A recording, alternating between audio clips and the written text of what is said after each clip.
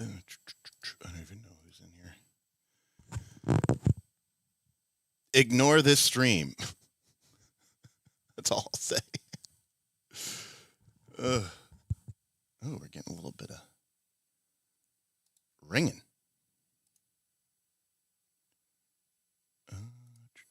This is because it was getting annoying going back and forth with my patrons. What am I on here? Roadcaster. Okay. This is lit. All right. All right. Hopefully you guys can hear me. I'm on my headset, so. Man.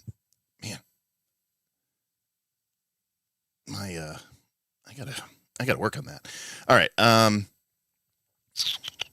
What were we doing? Oh, right. We wanted to see this with less intensity. Can I put these into a group? What does this do?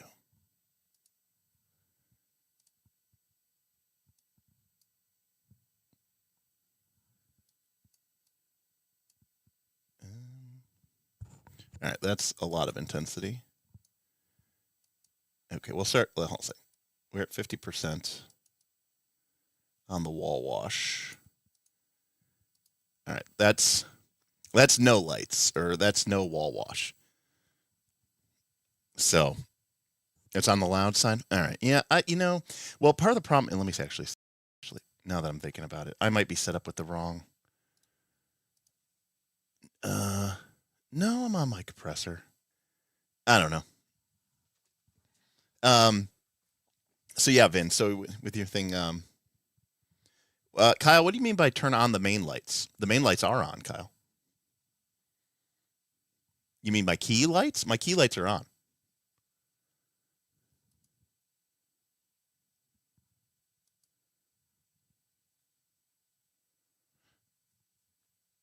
All right, let's turn these on.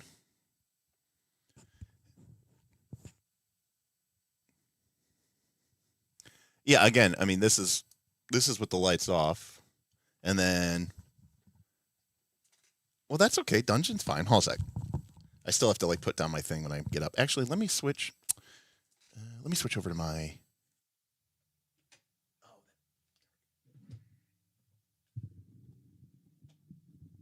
Okay, now I'm on my RE20. Okay. Hold on one second.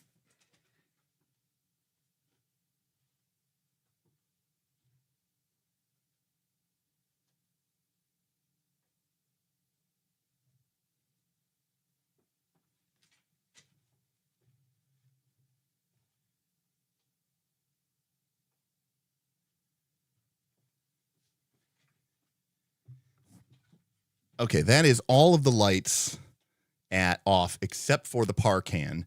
So you can see, actually, you know what? I can also turn off the fucking window. So hold on a sec. All right. Window off. Okay. There we go. So there we go. This is the dark set. Well, I mean, that's the idea, Vin, right? Is that we, this is the Diablo, open to Diablo 2. Long ago, I once knew a traveler, such as yourself, who came to Tristan looking for something he did not know what.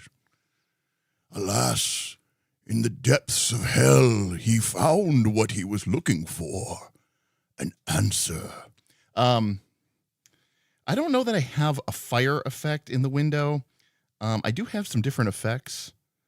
I have that. I've got some different effects in the window. Party time! Wow! Disco Dungeon. Yeah, I haven't messed around with these at all, actually. Let's see here. We've got Marquee. We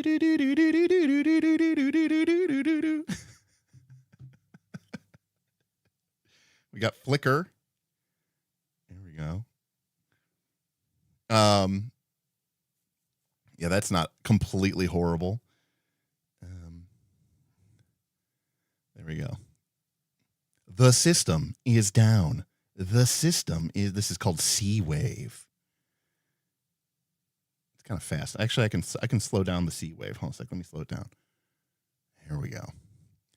I can also change the colors in the things. Anyways, let me go back to something more reasonable. If I can remember how to do it. Here we go. Design, color. Okay. This is a slightly yellow light. Like if I go yellow, like then you get the sunrise. Well, anyways, so a couple. So yeah, so these are with no lights on. Someone asked me what settings are the Parcan on. I believe the Parcan is set at never go full yellow. Here we'll go Night's Orange. Can I just do 2800? Yeah, I can do CCT. Hold on a sec. That is 2835. Exactly. On the color temp. Now remember, so anyways, the Parcan is set to, I'm trying to remember the RGB values. The Parcan is not at 100%. So that is the answer. The Parcan is at like, I want to say it's like, because each channel can go up to 255, but I don't have my DMX controllers installed. So I think it is at red 100, blue 80, green 50 is what I think it's at. So the light is somewhere probably around 30% or something, 40%, give or take. Anyways, so that is the set with the window and the Parcan. And then if I turn on the mains, so this is the opposite side. Right now you're looking at the left side of the table.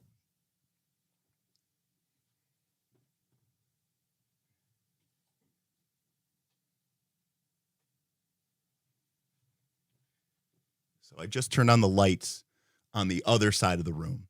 Now, there's not too much spillage because that light is pointed mostly down and has an egg crate on it. So it keeps it from spilling.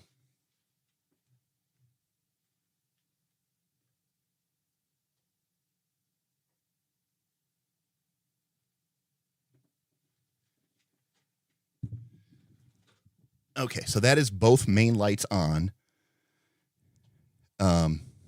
And that is both of the main lights.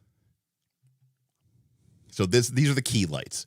So if someone was sitting in the chair, they would be theoretically well illuminated. Main screen on. And now, if I turn on the wall wash, that is what we see. So that is a blue wall wash with a white.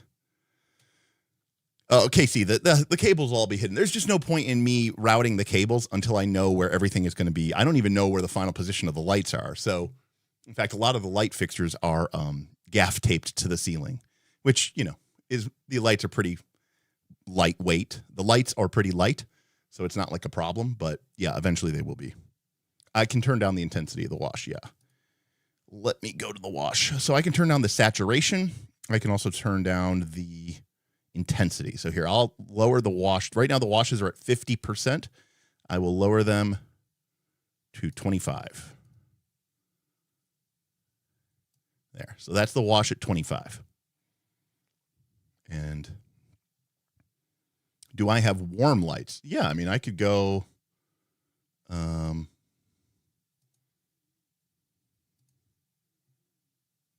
I could go...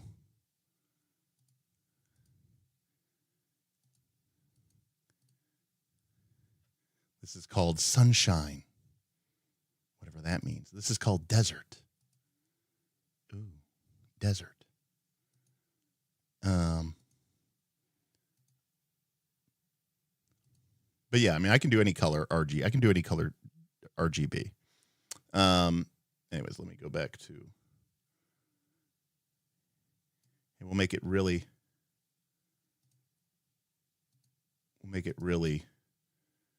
Vomit inducing. We'll do different colors, different sides of the things. Oh, looks pretty deserty. All right. Oh, Aaron, I can absolutely control them with my Stream Deck. Not only that, Aaron, I can also I can actually connect them to the tip API. So in theory, when someone tips or something like that, we can make the background go crazy. In theory. So this, let me get the bonfire.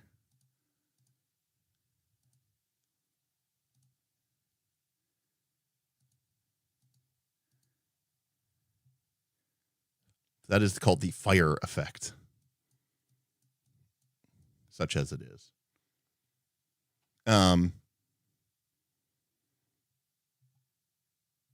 Yes, but soft.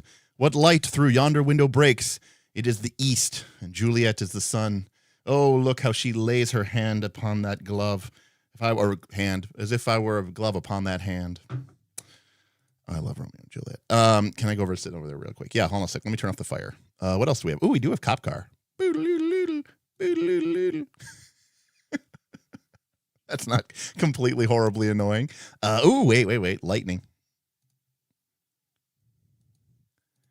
Be pretty cool for a storm, huh?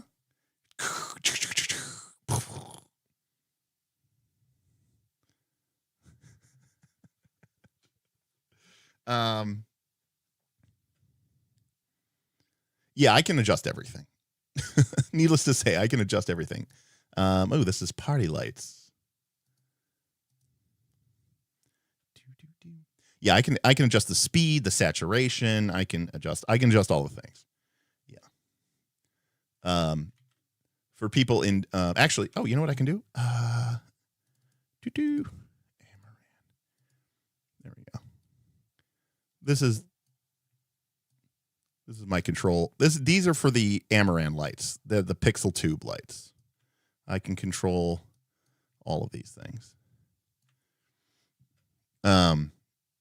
Now, again, like I said, there is an API that someone built, or maybe even Amaran built it or Stream Deck built it, but I can control basically almost all of these settings. I can save them, and then I can control them for my Stream Decks. So, but like I said, I can also program them so that when tips come in or something like that, I can trigger them, and we can do all this stuff. So, anyways, all right, let me change it to something not horrible. I'm going to go to, let me stop this. Let me stop the party. And I'm going to go to the grasslands. That is called the grassland. And that's really turned up. So let me turn it down to 50%. And maybe go down a little bit more. 35. And okay. And then, yeah, the blue Parkan is, I unfortunately, I cannot control the blue Parkan right now from my computer. Eventually I can. You see what I have? So DMX is digital multiplexing, and basically it looks like an XLR cable for those of you who know what a microphone cable looks like. But you could control it from a DMX board. But what I have is a DMX to USB connector, and I can, once I get all my lights in their final position, I'll DMX them all together. They just daisy chain to each other, and then I plug it into my USB hub, and then I could control it with a digital light board basically on my computer. So here, since that is a weird color, let's go with a very 230 blue, which is what we had before. Fully saturated, 230 blue at 35% intensity. And then what someone was saying that the 2000 was too yellow. How about we just go with, we'll go 4100. There we go. I don't actually know if this will be in focus on my face because I don't have anything to focus on, and I can't actually see the camera to focus.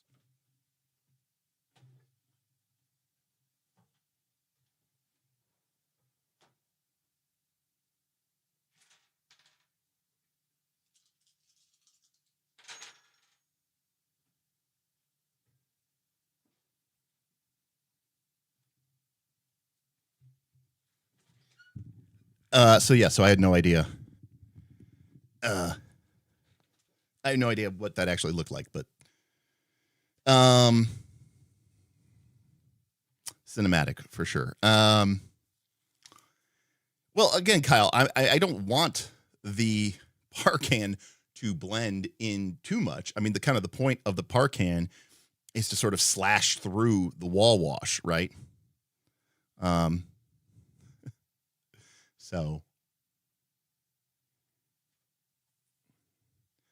I mean, if there's a little bit of a rim light, I don't really care. Like I said, I mean, I can always buy the egg crates, and do that way. I don't think that camera is on. Oh, no, there it is. Oh, it is on. Okay. So there you go. And now I should be able to connect to camera 1 through the codec. Okay, I am now connected to camera 1, which means I can control the zoom. Yay. And we can control the focus. So as you can see, I'm going to reset this real quick and then reset it. There we go. And as you can see, this is a 4K. This is a 4K camera, but we can get pretty dang. Let me fine tune that focus there. There we go. So we can see, and again, this is the top down camera. So let me make it fit. Bloop. So that's the fitting. That's the 4K shrunk down to the HD. But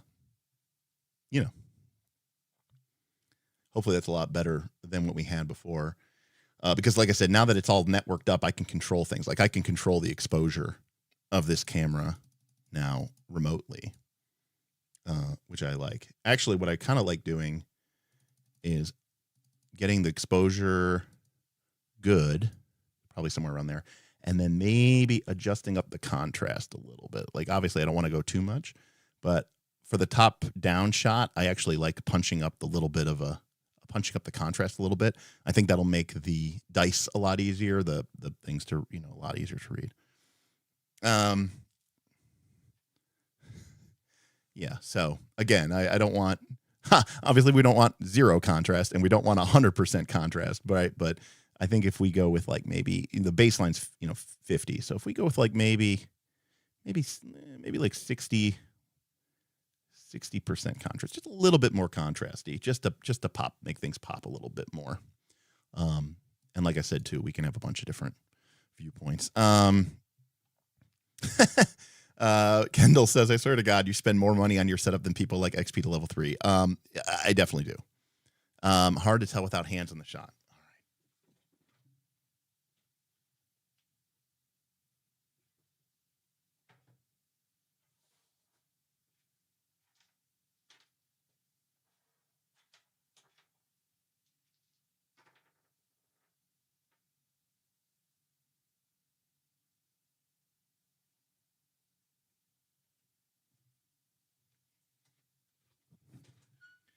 Oh, there we go.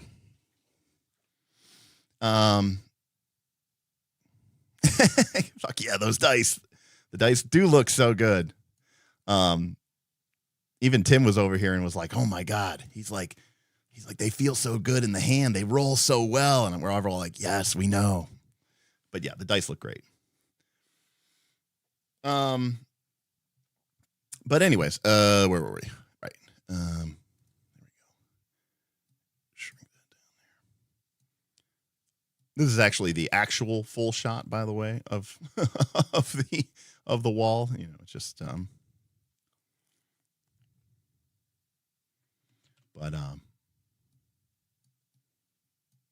then we just crop in to there, and we just crop in to there, and we just kind of crop into like there. We put that in the corner, and then we expand to there. Boom. By the way, yes, Aaron, Zen Bullet, Aaron's in chat, and he makes these dice. So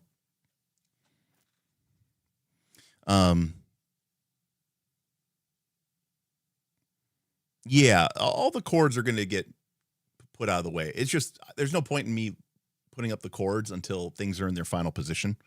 So they're all just going to get mounted to the ceiling and get out of the way. There's a possibility that, this is one of the reasons I went with these cameras. There's a possibility that you'll have, the little camera just kind of tucked in there at the top of frame. I could probably zoom in more, but it might start to like crowd the frame a lot. It depends on where people are sitting and how they're sitting. But, cause I could, always, right. I could do that. And now the cameras, and again, if the cords weren't there, you wouldn't see the camera at all, but it starts to like cut off the window a little bit. And again, it's not ideal, but that's what we have to do when we're fucking in a, in a bedroom, not a studio. And so like if we bring down so that, that you can actually see the window and stuff like that. Yeah. But we messed with the camera heights a lot. In an ideal perfect world, I would have the cameras fairly, I would have them down a little bit more. But if we put them down too much, then people's heads block them in the way and stuff like that. So, but yeah. Anyways, there's going to be some color splashing. So, KC asks a dumb question. He says, what do the grids on the light do? Great question.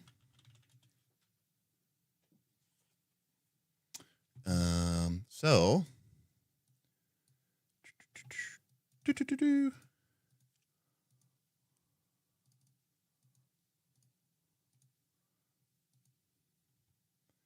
of course, why not? We're here. Why wouldn't we be?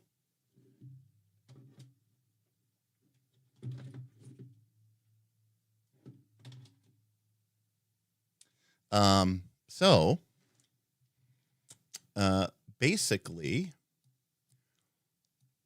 when you have that's very large. Hold on a sec. There we go. So when you have when you have a light source, I'm just going to explain lighting real quick. So if you have a light source, okay, so this is our light source.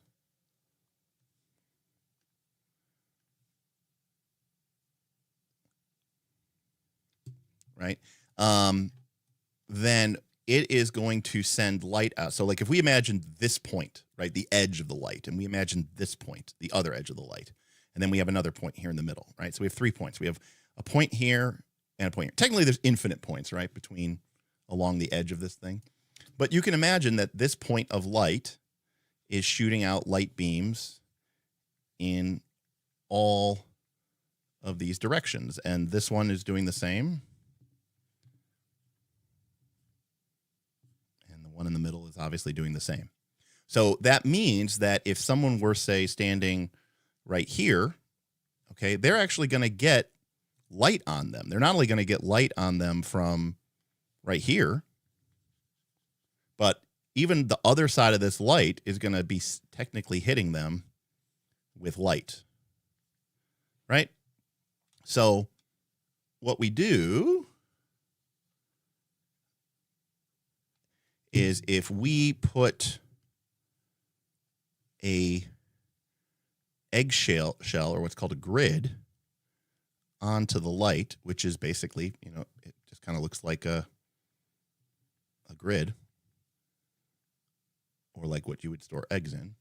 Now this person who's standing over here, our person over here, the light from right here gets blocked by the eggshell and gets blocked by the crate. So this person right here, they don't get any light anymore.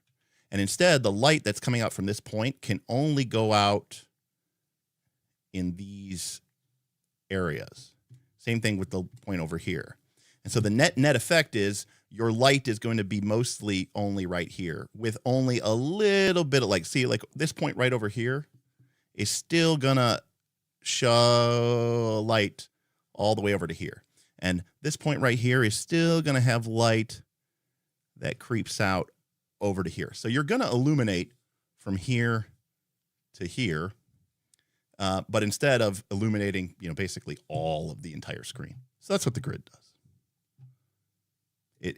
And I don't want to use the term focus because focus is not the right term. Focus implies that you're like taking the existing light and like focusing it down like a spotlight would or something. No, it's just blocking the light. So it doesn't really focus anything.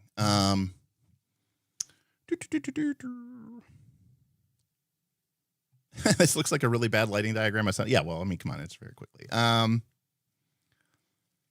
Important point because of the walls in this situation is that reflected light from the walls can color the talent from behind.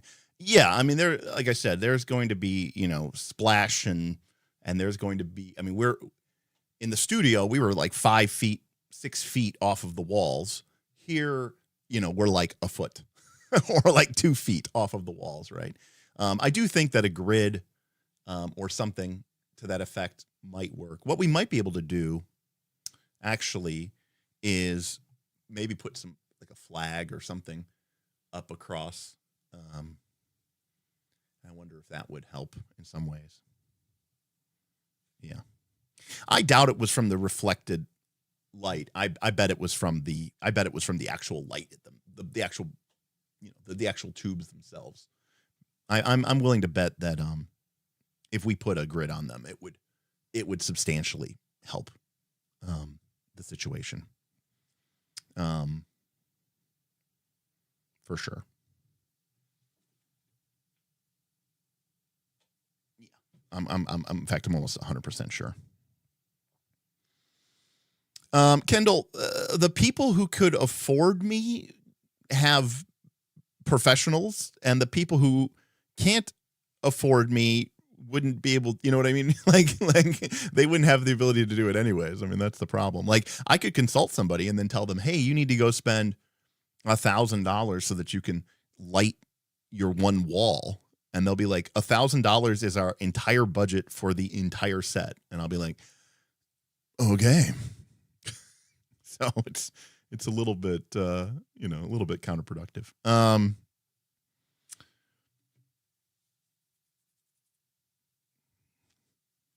Oh yeah, Casey. I mean, there's a lot of stuff going on, and we were talking the other day about the inverse square law. You need to know your math, because light, of course, expands outward not in 2 dimensions, right, but in 3 dimensions. So it is going, at a certain rate. So if this is distance x, then if we extend this out to 2x, right, then the resultant square is actually twice the dimension in length. So if this is L, this is 2L. And if this is width, right, this is 2W. Basically, this is now composed of 4. If this is A, then we have A.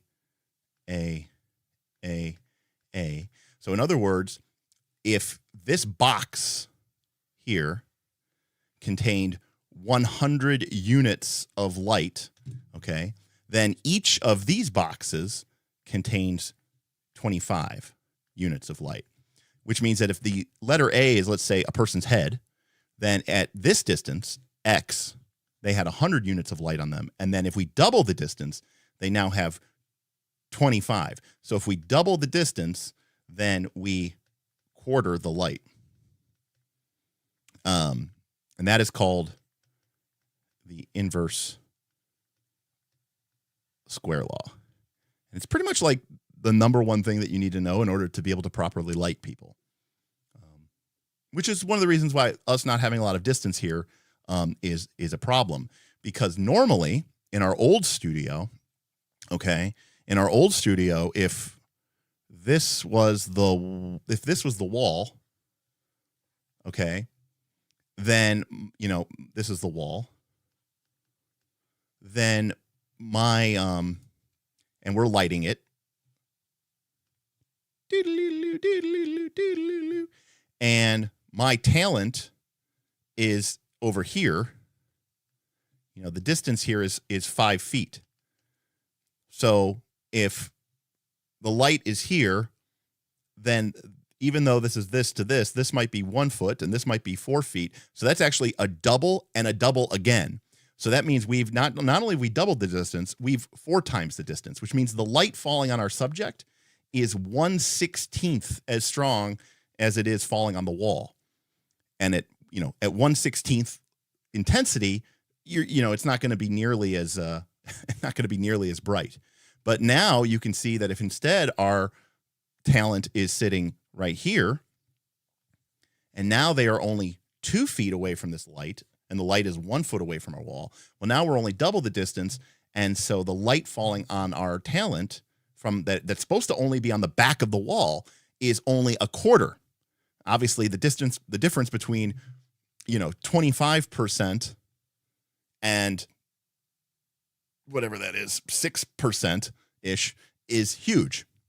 So that's why, and literally by moving the talent half the distance, we've quadrupled the amount of light spill that is happening on them. And so that's the real challenge that we're facing. This might work. I have no idea what I'm going to be illuminated like. No, it's not working. I don't know if I turned on my light or my camera. Hey, there I am. That's going to be the real challenge for this setup is figuring out, what the hell we're doing in terms of the spill and stuff like that. Derek After Dark. Well, it's real Derek After Dark. All the other lights are on the thing here. Here we go. Live chat. Stream. Okay. There we go. We're back.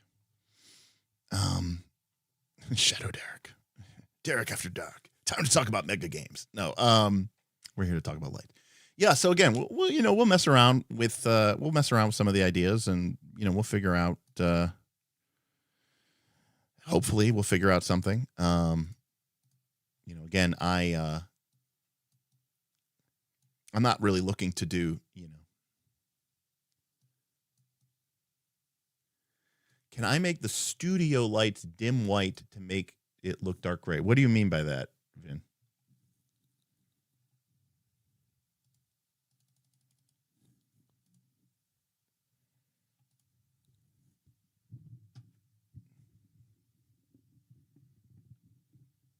When you say the studio lights, Vin, they're all in the studio.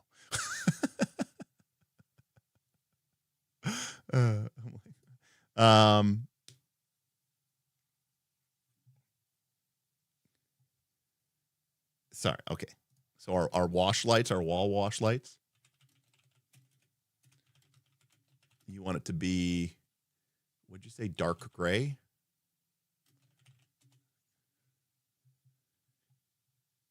Yeah. Let me change.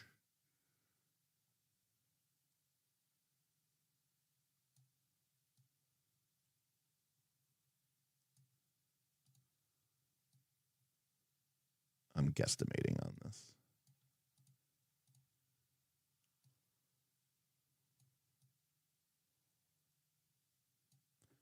So yeah, so that's like a 20% saturation at 180 ish. If we go to our standard look.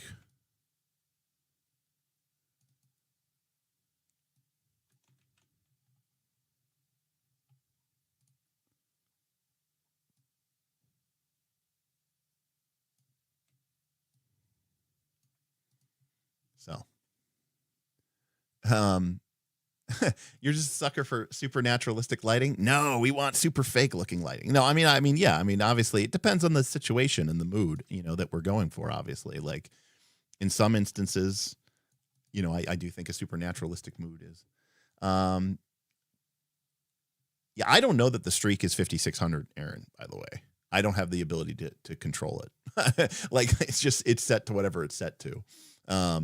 Again, I'd have to look at what the RGB values are actually set to so that I can properly look.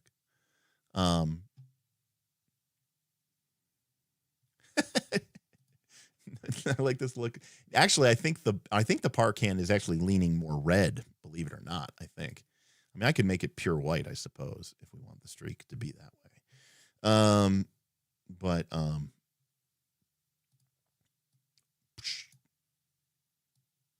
and also, of course, like I said, there's also the intensity, right? Like you can see me changing the intensity back and forth between the on the left one. So that's off. And then this is building up to 100%. We've been having it about 35%. That's where we've had it right there.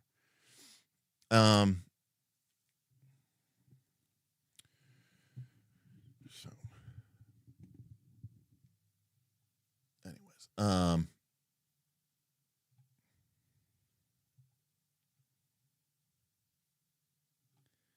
you mean you don't want complete and total nonsense?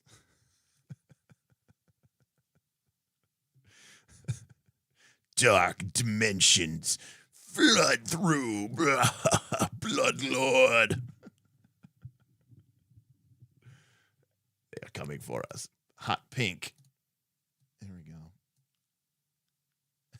Nonsense looks good too.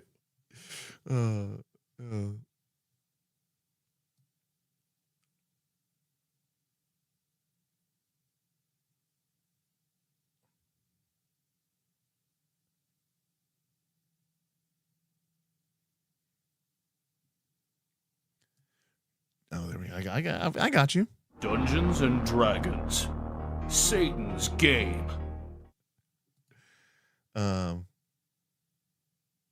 Like you want the wash to be warmer. I see what you're saying. Well, I mean, I can make it like I can make it. Let's see. I'll go 30% intensity on the, and I'll kind of put it at like 20 and 20. 20 and 30. So that's it's kind of a red orangey light at 20% saturation. So pretty low saturation, but that's the wash. I can try increasing the saturation too, but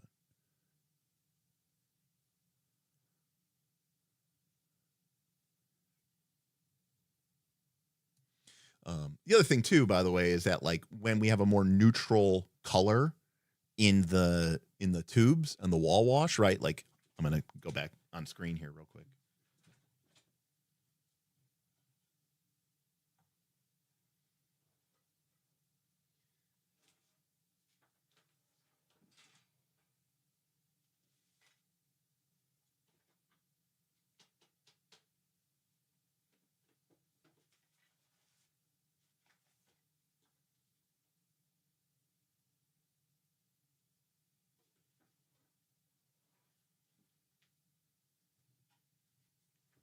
It shouldn't be as harsh on the bleed.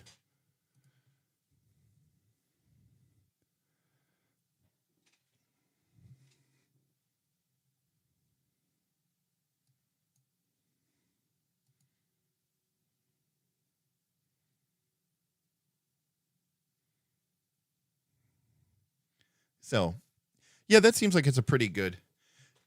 Kyle, there is too much headroom right now. I just don't have talent, Kyle. So I don't actually, in an ideal world, Kyle, the talent would be lined up on a third, right?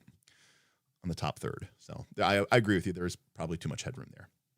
Unfortunately, because even the camera is angled up too much. I want to include a little bit of the table,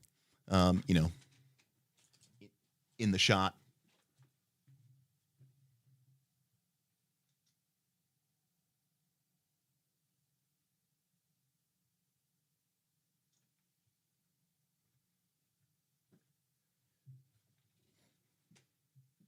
I kind of skewed it a little bit there, but you get the idea. Something like that. I know it Kyle, we can't get perfect, See, this is the thing that I think people fail to understand. Okay, with me, it's funny because you guys all accuse me all the time of wanting things to be perfect. But the thing is, right, the only way we could do that is if we move the camera down. And I can tell you that luckily I am tall, but Bob and everybody else here is not. And so we have been able to be, we have been hashtag blessed by having people that are 5'10", instead of people like me, 6'2", being on the player sides. But what I was going to say is, everyone else is like, people get real pixel bitchy about this type of stuff. And it's funny because for me, I understand the limitation of what I'm working with here. I don't have 100% ability to control, it is what it is. I have what I have. And so I can't do anything about it. And so I am fine working within the context of what I have. The lighting will never be as good as it was in the studio, because in the studio I had almost 1,000 square feet. I had 10-foot ceilings instead of 8-foot ceilings. I wasn't in a fucking bedroom. It was pretty much essentially a perfectly square room. So I had a lot of, dimension to move stuff. But here I'm limited, and I'm okay with that because I understand that there's a limitation. But when it comes to something like, say, of game design, you could do anything. And so that's the problem. That's where it's like, well, I don't want to make trade-offs if I don't have to. Here, I'm forced to make trade-offs. And so I just try to get the best that I can, essentially. I was like, we got to get Vin's favorite lighting.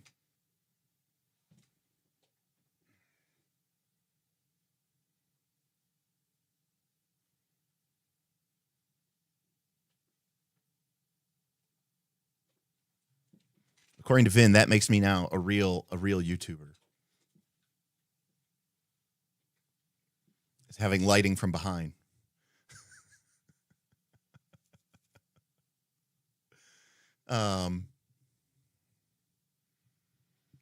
Yeah, no.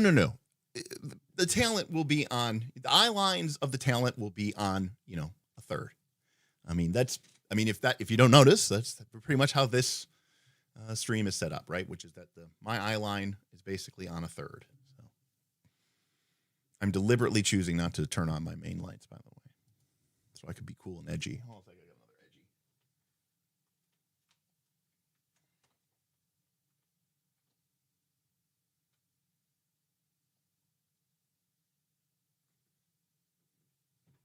There we go.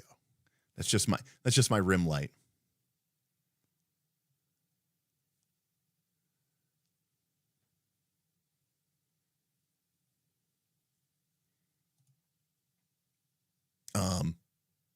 Yes, I do.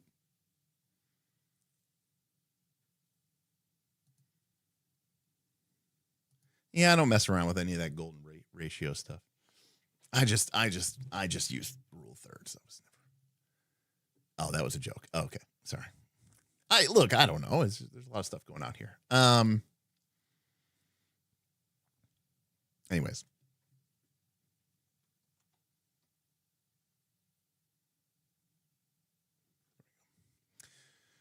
So yeah, I think this will work. Now the question is, do we, right now we have one light. Let me see if actually,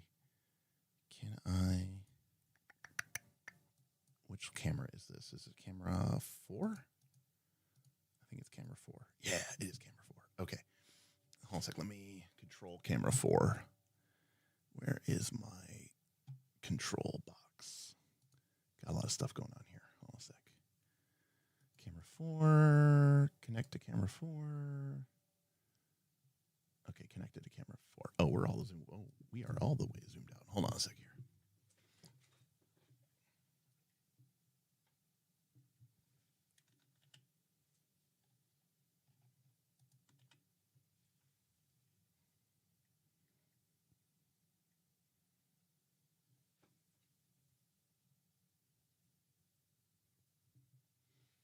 Okay, so what you can see here is basically the setup from this is the camera that would normally point at me. And So what you can see here is that those are the bars are the light bars, the blue bars. They look, well, they're white now. Then you can see the main key, which goes against the other people. And then you can see the park hand, which is giving that slashing light, right? That's coming across from top right to sort of middle, bottom left, right? From top right to bottom left. But since we did what we did,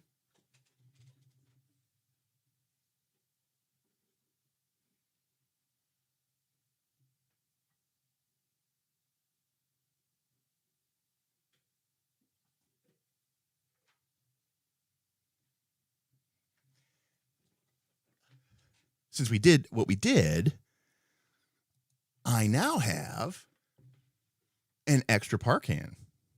Because before I was using 2 of these to light the back wall. And now we're using the 2 light bars or the 2 light tubes, which are connected to the ceiling, and we're having the 1. So now the question is, what do we do with this other one? Do we have another slash of light? Or do we put this park hand somewhere else? I have 4 of these. Originally, these were the lights that lit the windows at the studio. For the GM wall. Hold on.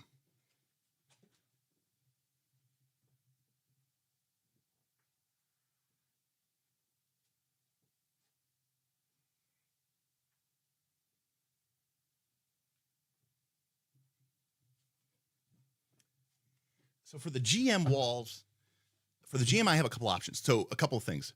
So hold on a second, let me go to this camera. So each of the set pieces is 4 feet wide. So you can see that the long edge of the table has 2 set pieces, so it's 8 feet. Mine is only a single piece, so it's only 4 feet. So in order to light these, we have 2 4-foot tubes. So in theory, what I can do is I can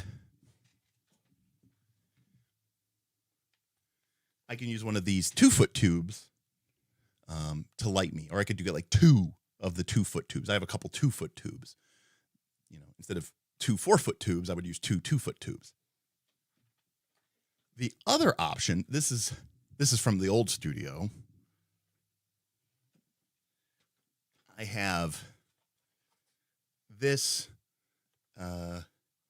less elegant LED LED bar, which I could mount on the ceiling and then shoot it on my wall. So that's also an option.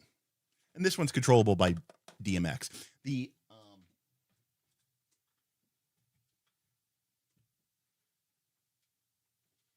advantage of doing it with the tubes is that they can all connect to the same Sidus link. And originally, I thought I was going to use the short tubes, the 2-foot tubes.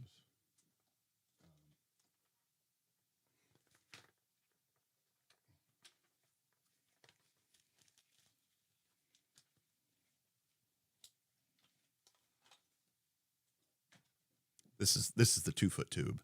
This is exactly the same thing as the 4-foot tube, just a 2-foot tube. I thought I was going to use these behind the windows, but it created such a hot spot that it didn't work, which is why we changed to the LED strips around the window so it gives it more of a somewhat even light. So I actually have 4 of these now. I'm not really using for anything. So we'll see.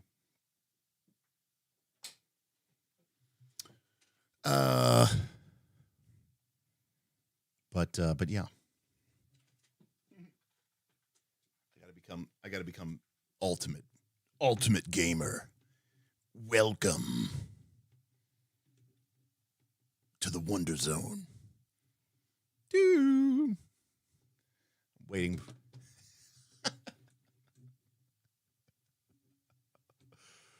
Whoa.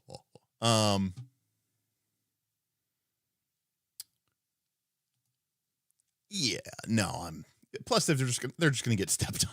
They're just gonna get stepped on. Bob's gonna get drunk and smash through them, and I'd rather he didn't do that. So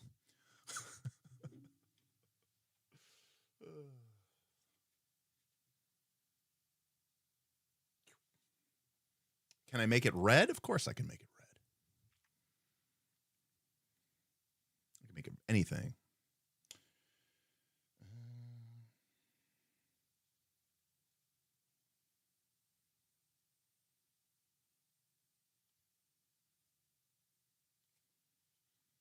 There we go. Now I am a Sith. Luke.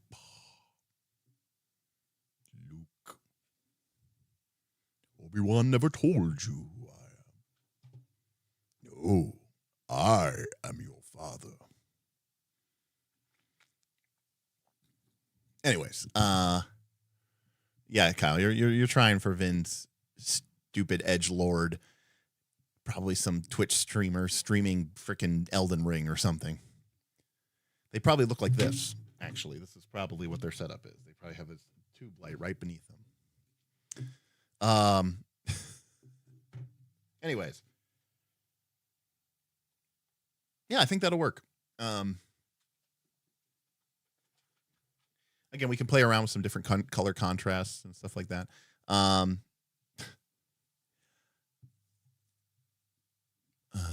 Actually, okay.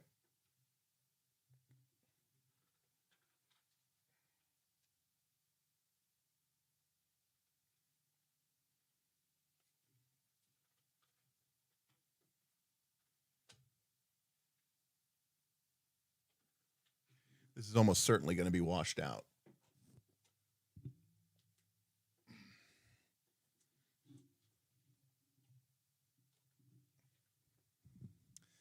I mean, I guess there's a little bit of color staining there, I guess, if you want the background to be red for some reason, but yeah. This is very streamer.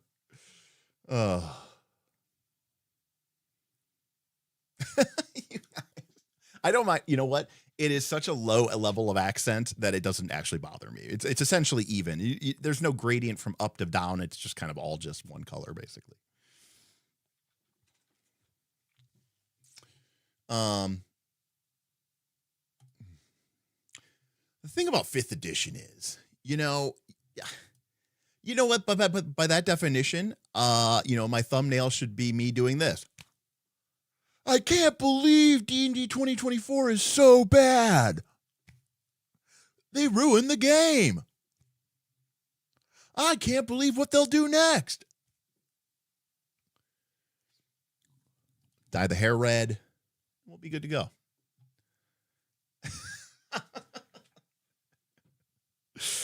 Oh man, you know what I don't have it on my I need to get on my soundboard. I don't have that on my soundboard. Yeah, he does. And he has 100K, 150K or something. What's Dan rocking these days?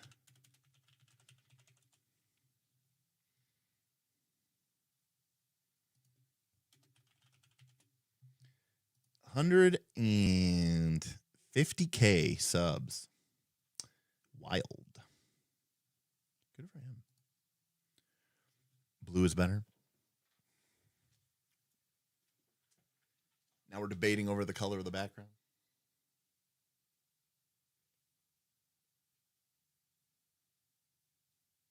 And that was only 50% intensity. I can turn it all the way up to 100.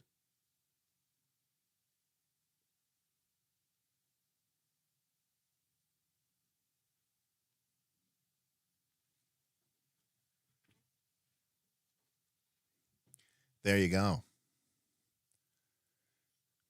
Now we've got a blue at 100%.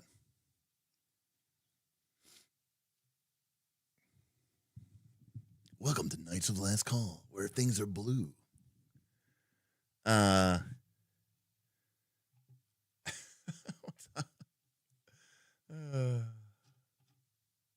We are indeed fucking around with lights. I mean, what we were doing was something actually productive, which is trying to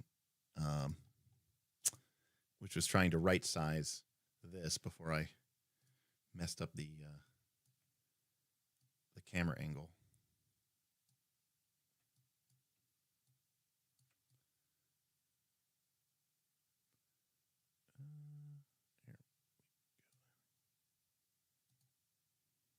Yeah. something like that is kind of what it'll look like, except, the camera will actually be straight. But again, that's really difficult to get when I'm just jerking it around and I don't have anybody else here. So,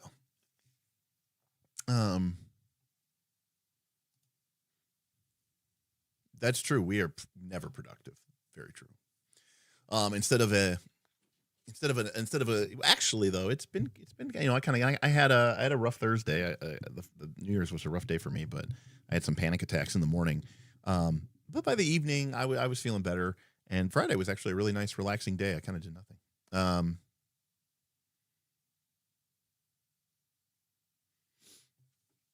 You can leave the blue spotlight in the studio as is and return the flood to the other less yellow white, and be good. Yeah, I mean, again, unless there's a reason to make it, it's either going to be, whatever, or it's either going to be fairly neutral or it's going to be dramatic, purposefully dramatic, because of a tip or because, there's a boss fight, all the lights go red, something like that. We don't literally have the virtual, we don't have the boss bar going across the thing, but something like that, or, something like that. I think that would be fun to do, depending on what we're doing in the actual play.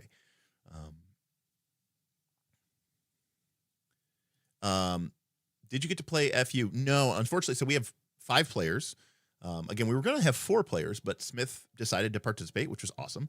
But I did say, in order to keep the game going, that even if we lost 2 people, to a Friday, we were still going to play. We'd play with 3. However, we lost 3 people, so it was just going to be me, Bob, and my buddy George. So we decided to cancel. Bob's last weekend / Friday before he goes back to work full time, post New Year, and the kids go back to school. So nobody was like, really, hurt too much for that. And I'm totally fine with it, Kendall. We've played 3 of the last 3 weeks, so for me, that's like a season's worth of gaming with this group. So, to get 3, we've played. The campaign's been live for 4 weeks, and we've played 3 of those 4 weeks. I will take that forever. Was there a particular trigger for the attack? I don't. I don't know. No, I don't know. I can't. I can honestly say no. So I don't know if it was just like the new year, and I don't know. Maybe just thinking about 2025, and it just kind of put me in a weird headspace or something. I don't know.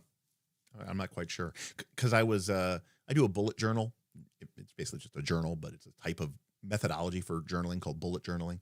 And I was getting my 2026 bullet journal ready, so I was kind of like retiring my 2025 journal. So it's actually probably that, Vin. I was kind of flipping through it, and obviously there's some passages in there that were not fun times.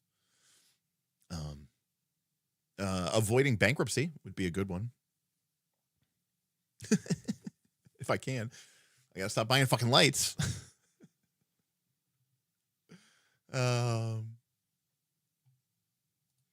Well, the thing is, you need the ring, you need the lights, you need the sounds.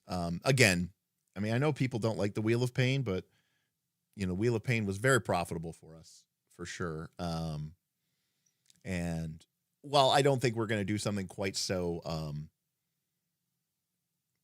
egregious as the full tilt Wheel of Pain, because remember, there was the first Wheel of Pain, which the patrons, no. The first Wheel of Pain was fine, but the patrons, particularly the patrons that were tipping for the Wheel of Pain, complained because they said it was undertuned.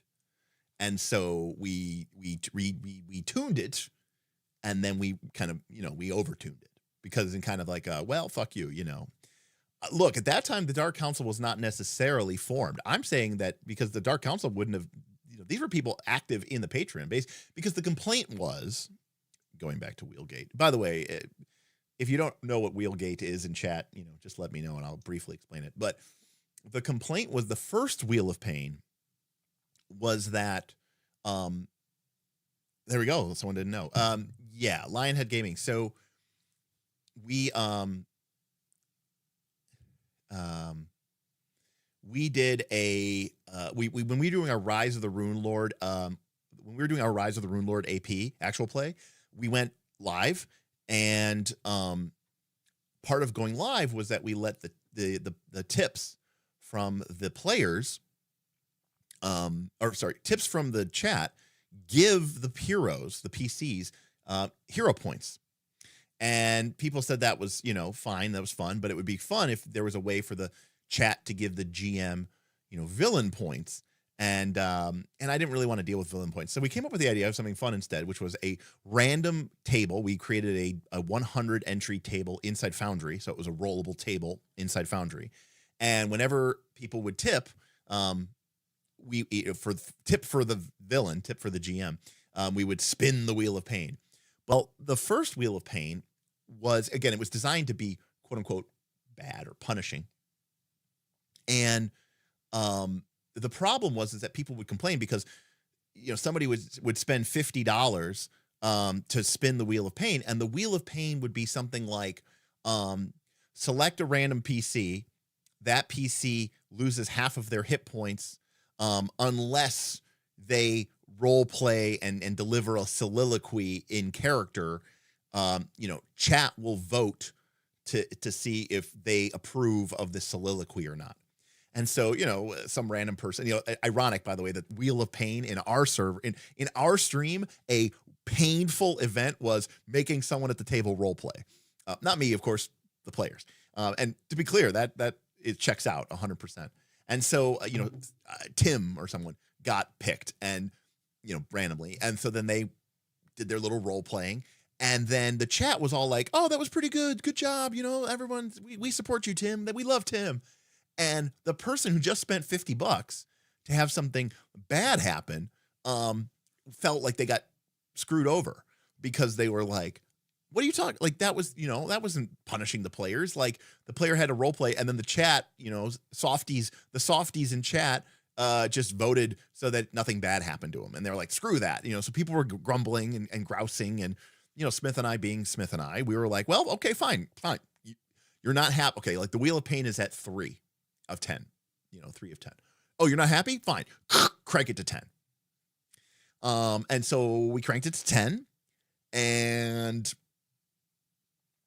even that wouldn't have been that bad. Okay. The problem is that a group of very supportive, almost certainly patron members, huge financial supporters of me who remain nameless, apparently got together and would become known as the Dark Council. And they conspired in a private chat to systematically wait until the party was at a tipping point, a natural point where things were kind of rough and rocky anyways. And then they would strategically tip so that the Wheel of Pain would get spun multiple times at a very critical juncture. And this, in theory, would push the party over the limit and kill people, TPK them. But there was a ulterior motive to this. You see, part of the members of the Dark Council didn't think I would do it. They thought I was bluffing. They thought I was full of shit. Derek says he doesn't fudge. Derek says he doesn't do takesies backsies. Derek says, let the dice fall where they land. And I think there was a part of them that wanted to see what my words were worth. And they wanted to know, Derek set these rules up. These are the rules of the game. He created them. If we use the rules in in fact, I had created a system that made this very difficult. In fact, because the first evil spin cost like $25, but the second evil spin cost $50. The third evil spin cost $100. The fourth evil spin cost $200. You get where I'm going with this. So I did that as a way to basically be like, look, if you want to do this, I guess. And the idea was that it would occur over the course of a whole session. What I did not expect was that the Dark Council would get together and drop like $1,000 in the span of 2 to 3 minutes and result in the wheel being spinned multiple times. And as a result of the wheel being spun multiple times, the party TPK'd. And this whole entire series of events became known as Wheelgate because a lot of people were very upset at what happened, and that they had been watching our actual play for, going on 2 years, and, had put in 200 plus hours or whatever into our actual play. And we're like, okay. And, rightfully so, I suppose, into a certain extent. And, they felt like, well, there was a lot of emotions running hot, as a result of that. And then the follow-up to that, so that happened in like May of that year. And what ended up happening was a lot of people, so some people were upset. Some patrons canceled. Some subscribers said, I'm not watching you anymore or whatever. And a group of people basically said, now, so the follow-up to that was that a bunch of people who, liked us playing, they said, Derek, you're so wrong. People weren't tipping to be gimmicky. People were tipping to support you guys because they like watching real gamers game. You're not trying to be theater kids. You're not trying to be Critical Role. You are just a group of people. You remind us of the people I play Pathfinder 2 with. You're idiots. You're drunks. Some of your players barely know the rules. Most of you, can't role play your way out of a bag. Certainly your players. Derek, maybe, but the rest of the players, no. And so they're like, please do it again. So I said, okay. And now Smith and I knew that this would fail, but we said, fine, we will play a Pathfinder 2 actual play and we will do it straight. We'll have tip goals, but it'll all be just for like fun and, just to support the stream. No gimmicky hero points, no gimmicky Wheel of Pain, no, just tipping to support the show, to show that you support the thing. And there was even an idea of like, we should pick an actual play that's relevant. We were doing Rise of the Rune Lords, which of course is a classic, but at that point it was over 10 years old, 15 years old. So we picked the freshly released Quest for the Frozen Flame. And guess what? We made negative money. So we made no money because it turns out that when you remove the silly, stupid, dumb, gimmicky things, people don't tip.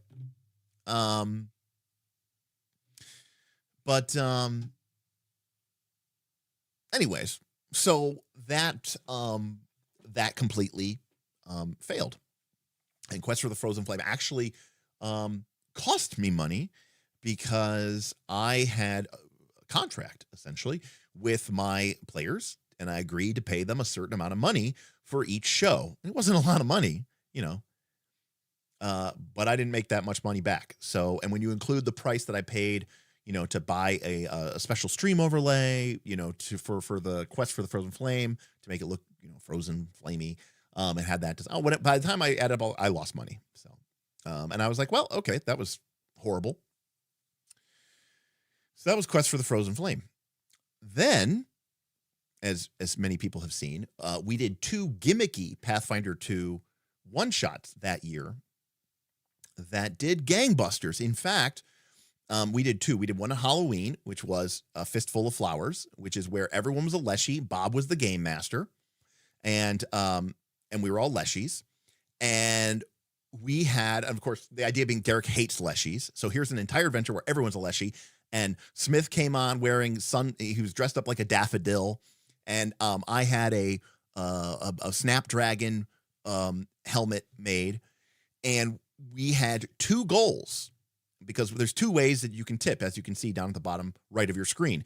You can tip through YouTube, through our super chats, and you can tip through Stream Elements through PayPal, which I prefer because YouTube takes a 30% cut of our super chats. PayPal only takes a 2% cut, 2.9% cut. I just say, 30% and 3%. So it's an order of magnitude different. Anyways, we had 2 tip goals during that Halloween stream. One was, as more and more people tipped, the stream became more and more and more kawaii. Random anime girls started showing up in the stream. Flower petals started falling through the air. My background became more and more and more anime and like Goku Unleashed. And so eventually at like $1,000, the stream became, a completely unmitigated, horrific disaster. And if you've never seen it, it's truly a sight to be seen. Let's see here. Here we go. Okay. That Yeah, hit. You pretty hurt here, buddy. I mean, look. This is how this goes. This is how this goes. And since you're still So, grabbed, it's going to do that same constrict action again. This Ooh, is cool. Fortitude save. this is what the stream looked like at the end of the All right. end of the program. You succeed again, so you'll take Nice. half damage. Um, There you All go. right. All right. Half damage.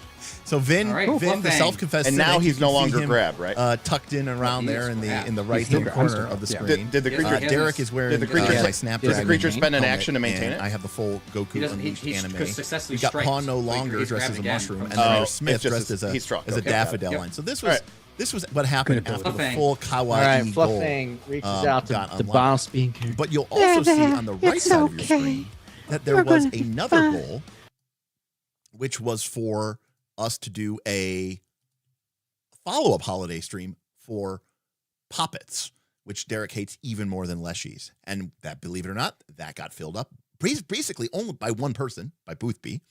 So then I ran a holiday adventure at Christmas time, and that had a naughty and nice list.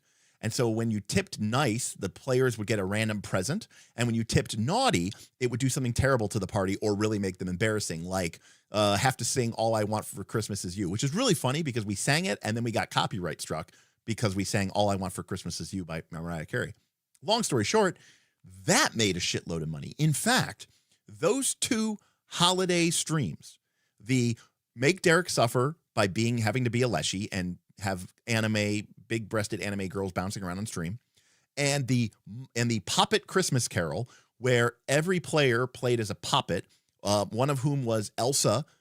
Smith came dressed as Elsa doll. We had Mr. Potato Head, Elsa, a Nutcracker Soldier, a plushie Call of Cthulhu, and Elf on a Shelf. That was the party. And they had to kill Santa Claus, obviously. And they all had a reason to do so. Anyways, those two, all right, you ready for this? Those two streams combined made me more money than the following year. Ignore Patreon. Ignore Patreon. Patreon obviously is goated. I'm talking about from tips, from Super Chat and tips.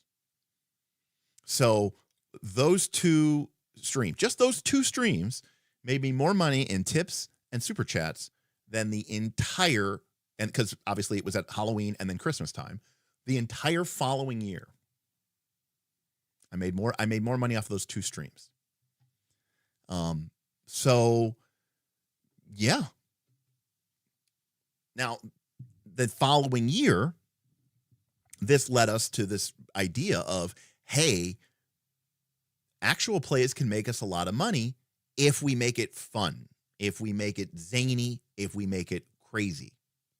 So we said, but we, playing online limits us. We really want to bring back that energy. So let's build a cool studio so that we can get people in person and we can really bring back that energy. Now, building the studio took a lot longer than expected, obviously. And so the year ended and we didn't have an actual play, and it dragged on and on and on and on and on and on. And finally, at the end of that year, like the end of that summer, so like 9 months later, we finally did our next actual play. And that was Root. And Root was designed around fun. I should say the tip goals were based around fun and embarrassing and making people suffer, because each of the tip goals was that one of the players had to now wear a costume. So, Smith had to put on a raccoon costume, and Bob had to put on a fox costume, and Nick had to put on a badger costume. And it was, stupid and funny and weird. And the idea was that if we got all four players into costume, then Derek would have to wear a costume. But we never got there because nobody showed up and watched that game. So it was fun, and of course Smith and Bob were in rarefied form, they were being crazy and zany and really, I think it's a great actual play. That's you were definitely a viewer, Kyle, and a true patron, because you know that and you know the joke about that. Yes. But yeah, it does fucking suck. And so, after that happened, it made me basically go, I don't think I can do these anymore. It takes up a valuable day when I could be streaming. I can just sit here and talk about some random first look and maybe make, $50 or $60 or $75. Or I can organize like pulling teeth, like herding cats, and try to put together a whole actual play for just one session and get everybody in there, and I have to split it and give them some sort of cut. Even if it's not a lot, it's some sort of cut. But that would be fine if I was making 200 or 300. Dread was private. Dread was only for the patrons. So, I had Smith and you in a room together. I wasn't about to put that out live to the public. So, again, it was very disappointing. And it basically kind of changed the arc of it. And then we went into the following year, and when the opportunity came up to either renew the studio or not, I chose not to, because they wanted to raise the rate. And I said, you know what? No one's coming in anymore. Everyone's busy. I just there's no reason for me to afford to keep paying for this studio. So in 2024 we moved out of the studio, and then we didn't do an AP in 24 or 25. So there you go. Hey, what's up, Simon? In my opinion, Wheel of Pain was a great idea. Nothing pushes people to tip more than making your favorite streamer suffer. Simon, I mean this. Aside from people who are like being super nice and genuinely, appreciate me and are concerned about my well-being, or they really want to showcase just how much they enjoy and appreciate this content. Okay, set that aside. And that is definitely a component. Nothing has made me more money than people wanting to watch me suffer. So you are right on the money with that.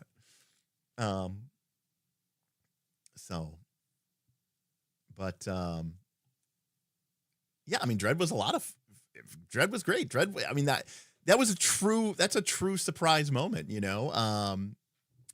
where Smith came in and he was completely ready to play 3rd edition. No, I do not. Oh no, I don't get paid for being on RC. No.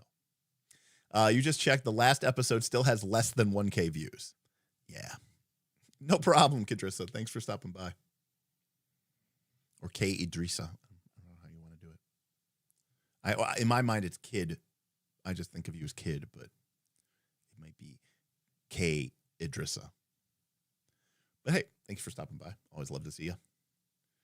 Yeah, right. Blowing shit up, destroying stuff, whatever, making people suffer. Derek, right. Well, sort of, because I also have to work the booth. So I'm kind of getting screwed there, actually. Again, I don't have a job. So, I take the opportunity as an opportunity to network and do so essentially for free. So it's good. How much did you make from Dagger Week, if you don't mind me sharing? I actually don't know. I would have no problem sharing that. Let me go look. It's going to be a rough estimate. So let me look. I got to log into my Stream Elements account. I should be able to roughly estimate it. Does anyone remember when that was? May something?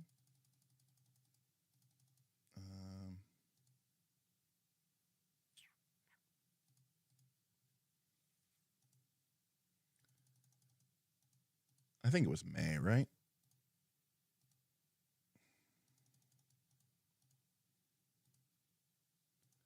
Let's just see.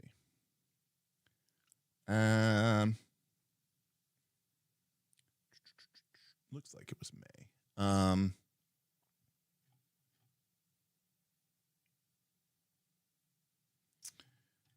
Looks like I did.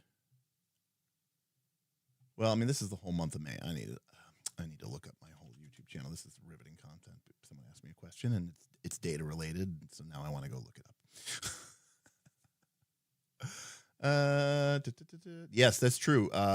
Daggerheart was supposed to be the fucking new studio stream, and then life got way the fuck in the way, unfortunately. 2 of my players. I mean, we were already only going to play with only 3 players plus a GM because it was just going to be easier that way. And it was still, you know. All right, here we go. Dagger Week. Dagger Week was May 21st. And then we did the deep dive. And then we did another live stream. And then we did another class deep dive. Then we did another class deep dive. Then we did the adversaries and environments deep dive. Then we did the Q&A and live stream hangout. And then we did Daggerheart versus D&D. So it looks like it was from May 21st to June 10th. Because that's when I did the night school with Bob, and I taught him how to play Daggerheart. So I'm going to go from May 20th to June 11th. And we'll search. All right, here we go. All right, I received 74 tips in that period of time. And, oh, that's funny. I don't actually have Excel installed on my new machine, so I can't actually open this. So I have no idea.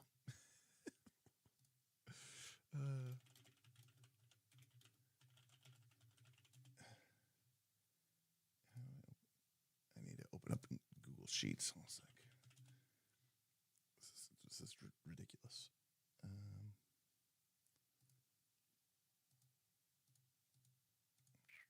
How the hell do you?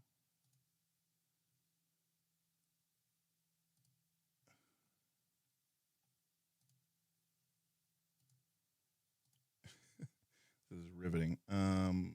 There we go. Don't open. All right. Doom. All right, here we go. All right, got it. Okay. I made $1,246 in tips. That doesn't include super chats. So, yeah. The biggest tip looks like it was 100. Shout out Edward. But yeah, there was from May 21st to June 10th, there were 74 tips, and the total amount was 1,246, and then I got 97% of that. So, no, that's not bad. No, that if every week was like that, or every extended week was like that, it would be pretty good. Aaron, take care. Thanks for helping out with the light stuff. We'll have more feedback. You know, we'll have more feedback. No, I did it. I said from May 20th to June 10th. That was the time period I picked. From May 20th to June 10th. I might have said May 21st. I meant the 20th to the 10th. So yeah, I guess that's 2 weeks, basically. But I mean, that was kind of Daggerheart. What are my thoughts on accounting software? I've just always used Excel. I've never used Quicken or anything like that. I've just always used Excel. And I actually don't like Google Sheets. I love Excel and I hate Google Sheets. I'll use Google Sheets because like sometimes it's convenient and it's right there, but I actually don't have Office on my new machine yet. But Excel and I go, we go way back. So, although my Excel foo is not quite what it used to be. But anyways, point is, that was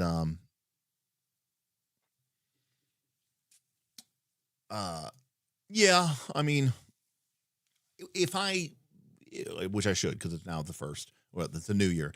If I reincorporate as an S corp, right? If Cocklick becomes Cockco, if Colklick becomes Colco, I'll definitely have to get like an accountant and probably software, you know. By the way, I did Calco. Yeah, there you go. Rules are cool.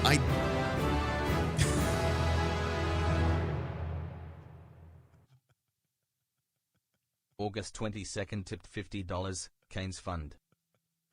You know, August 22 that's a great inside joke. Whoever that was, that's amazing. For the Canes Fund. That's awesome. Calling it August 22nd is amazing. Thank you so much. Appreciate you.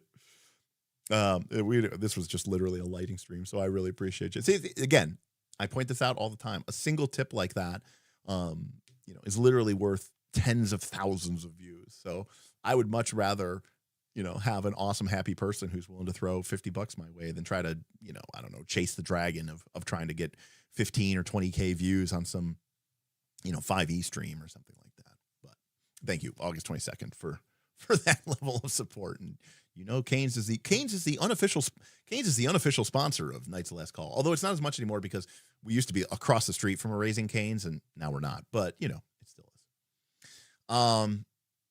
So appreciate you on that one. Rules are cool. I did see you say something about Hackmaster, and I didn't. You said, did you see the news? And I didn't. And if you said something in chat, I missed it. So there you go. Draw Steel kind of flopped.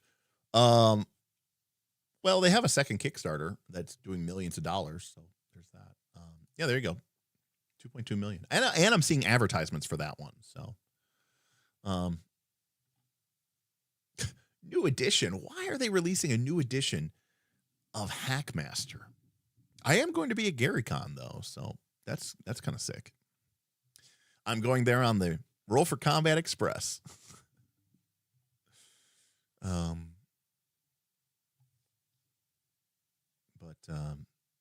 DM Knucklebones. I'm in the great state of Ohio.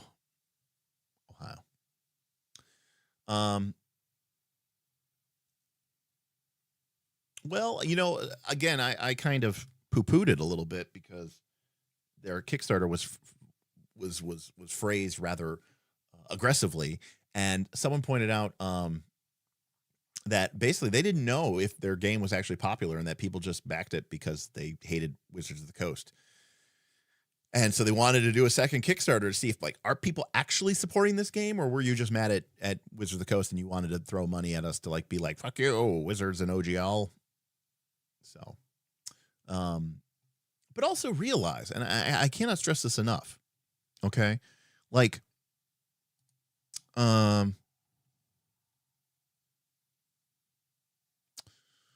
capture.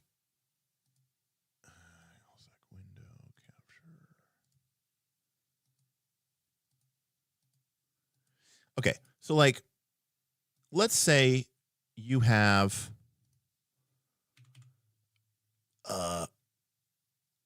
you know, let's say that your game or whatever has like 20,000 people playing it.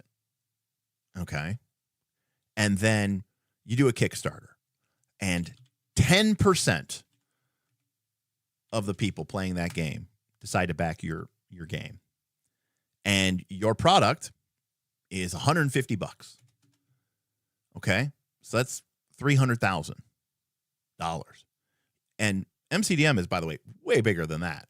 This is like a small, tiny game, you know, not like a literal itch.io, but like, you know, any of these smaller, you know, micro publisher games. Most people are going to make $300,000 and be like, wow, that's incredible. We're set for life. Like, not for life, but like you're doing super well. So, you know, even if let's just say that MCDM has, I don't know, 60,000 people worldwide, you know, if 20% of them, because people are really excited about the game, back it and play it, now you're at 1.8 million. So in some ways, you know, Colville's audience is a lot like mine.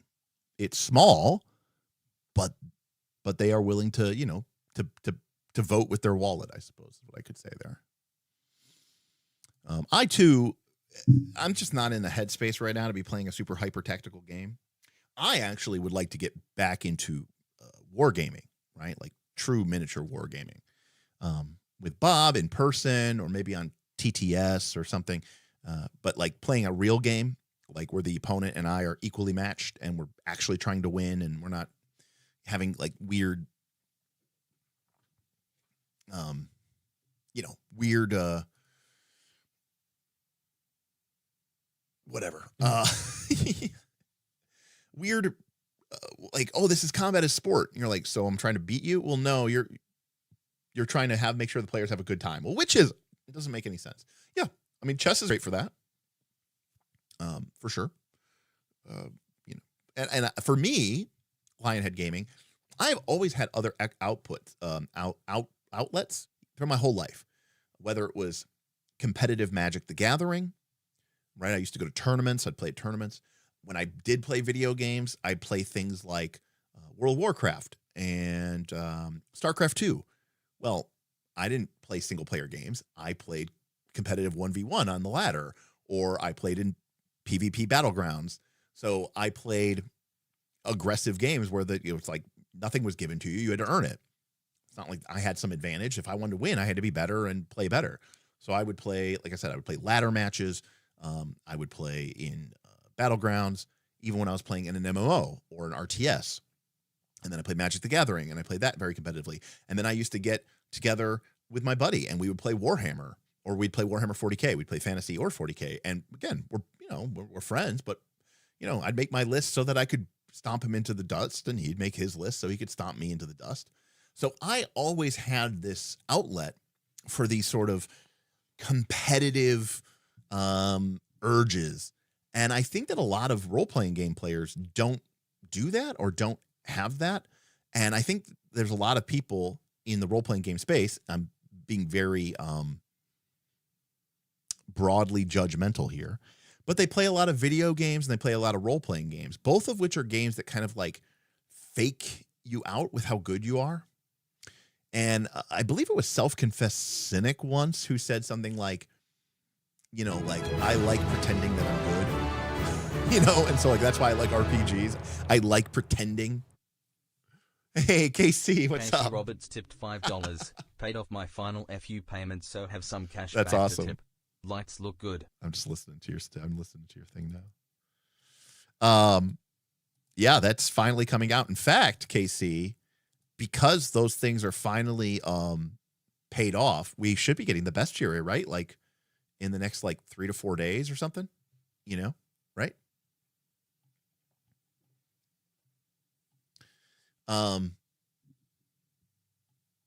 Sorry, somebody was asking me something. Jams, I have a content creator friend, and I've been telling him to adopt your approach. What is my approach? Oh, better quality viewers over quantity. To be clear, Jams, though, that isn't something that I deliberately did. Right? Like I didn't really have a mission or a goal or a plan or anything. So I kind of just luck-sacked my way in that way. If anything, I just didn't talk. Like I didn't make a decision not to talk about 5th edition. I just didn't have anything to say about 5th edition. I wasn't playing 5th edition. What do I have to say about 5th edition? Yeah, if I had a strategy, it was lights. Lights and expensive microphones. Seabeard, well, it's not quite just in time, but I mean, I just kicked off my Fabula Ultima campaign 3 weeks ago. So it's coming in at a very good time because I'd love to be able to have a full bestiary that I can pull from instead of having to make up any monsters. So, no, hey, there's nothing wrong with loving a good co-op game. Nothing wrong with that. I think co-op games are amazing for sure. But I'm just saying, like when I did have that creative, urge, I would do that. But thank you, Casey. I appreciate you. If there is a war game that is like party v party, that would be cool. So Jams TV, we talked about doing something like that on our Patreon. There was a game that we reviewed this year called Panic at the Dojo. And it seemed like it was it's a very combat heavy game. It's really just about cool martial artist people kicking each other's asses. And we had an idea to do a Panic at the Dojo league where you would form a team of 3 players and you would compete against another part of another team of 3 players who would be players. So there's no one here that's like the GM, right? Like maybe there's a GM there that's like a ref, you know, like to solve any disputes or anything like that. So not a mega game, Kyle, not a mega game. It's a tournament bracket, you know, it's you know, it's like in anime when they have like the tournament episodes. So it's really just a competitive 3v3 tournament, you know, whether it's like round robin or Swiss or something like that, you know. Oh, you meant 1 player with 4 PCs. Yeah. I don't know if it could mega game. I mean, the game is pretty self-centered on just fighting and combat, but yeah, you know.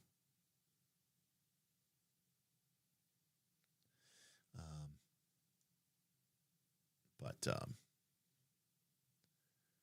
thing with Panic at the Dojo, the reason why we didn't go anywhere with that is because there's supposedly like a 2nd edition that's coming out, quote, any day now. And I kind of wanted to I figured I would just wait until that got released. Presumably it would fix any lingering or immediate issues or problems, and we could then go from there. So,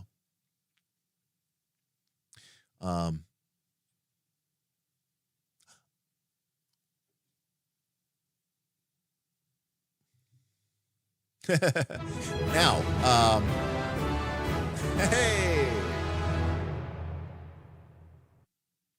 what's up, Cal? Calderi Arc tipped $5. Got my hotel for Origins. I guess it's time I meet people in person this year. Yeah, it's going to be sick. We're going to have a lot of fun. I just sent another email after New Year's, and I basically said something along the lines of, hey, you fucks, it's after New Year's, so when you get back from vacation, please answer me so I can rent this room and drop a few $1,000s so that I have a room for my patrons. But I look forward to seeing you. I look forward to seeing everybody. It should be a lot of fun. How would someone know if they are good at RPGs? What is the measure of that? Great question. Back in the day, it would have been, what was your tournament score? And if your tournament score wasn't good, then, you know, not good. Dan, what's up? Welcome to the adventure, Dan. Appreciate you joining. Enjoy your emojis and your loyalty badge. You know, we were talking earlier about actual plays. Oh, right, it's Davi. We talked about that the one time about how to pronounce that. But we were talking about how actual plays, how this YouTube membership thing was originally a way for people to support the actual plays, which is really funny. But thank you, Davi. I appreciate you. Love having you here in our little hangouts.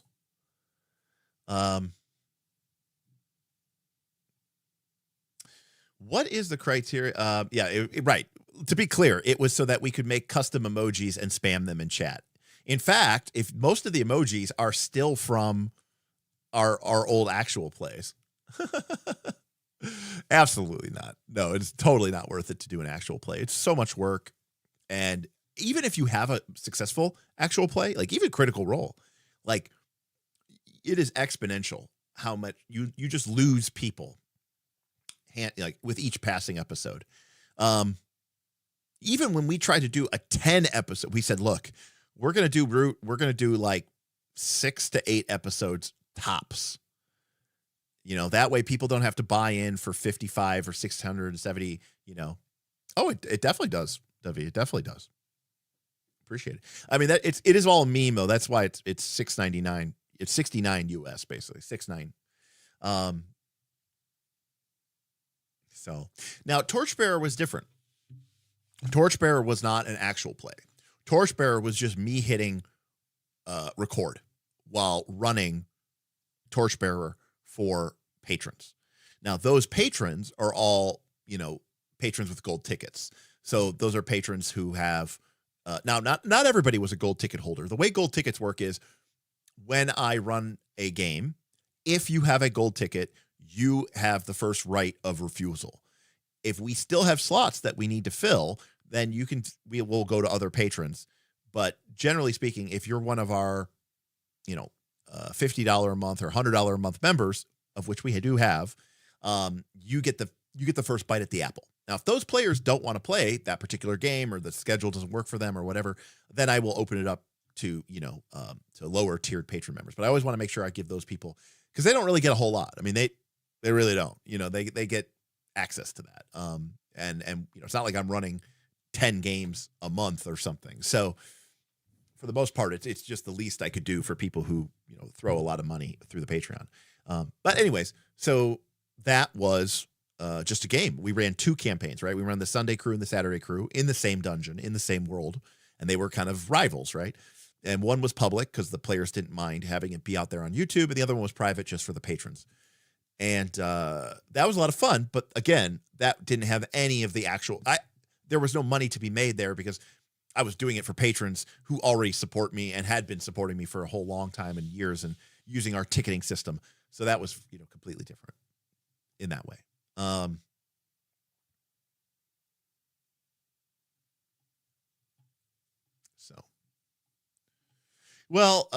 Jams, that's also why I moved to live, because when we first started with Rise of the Rune Lords, I used to record it, and I recorded it on 7 different cameras. And then I had to take all 7 cameras, copy all the footage over to my computer, bring all the footage into Adobe Premiere Pro, go through the footage, sync everything up, get the audio synced together. And then once everything was synced, right, go through the process of trying to edit and put in stuff. And that took forever and we got nothing. So, unless you really love doing that, like it's not worth it. And eventually we started doing it live, and then I didn't have to do any editing whatsoever. And that was way better. Way better. Plus, people got to, fuck it, we'll do it live. People got to see it live. That was a lot of fun.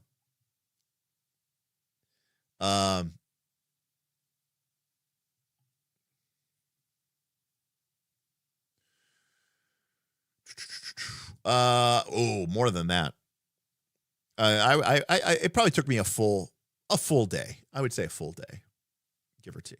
Like most of our streams were like I usually had to spend, a lot longer than that because I was recording. Like it took longer than that just to transfer. It took like 12 hours just to transfer the files to my computer.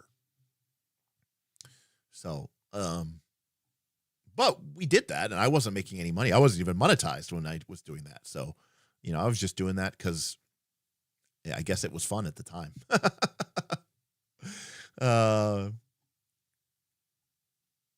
So it was very well. And then the other problem, Jams, is that I would then also add in, all sorts of different graphical elements. Like, if you looked at the one, oh gosh, what, it was the one, I think it was the Misgivings episode. Let's see.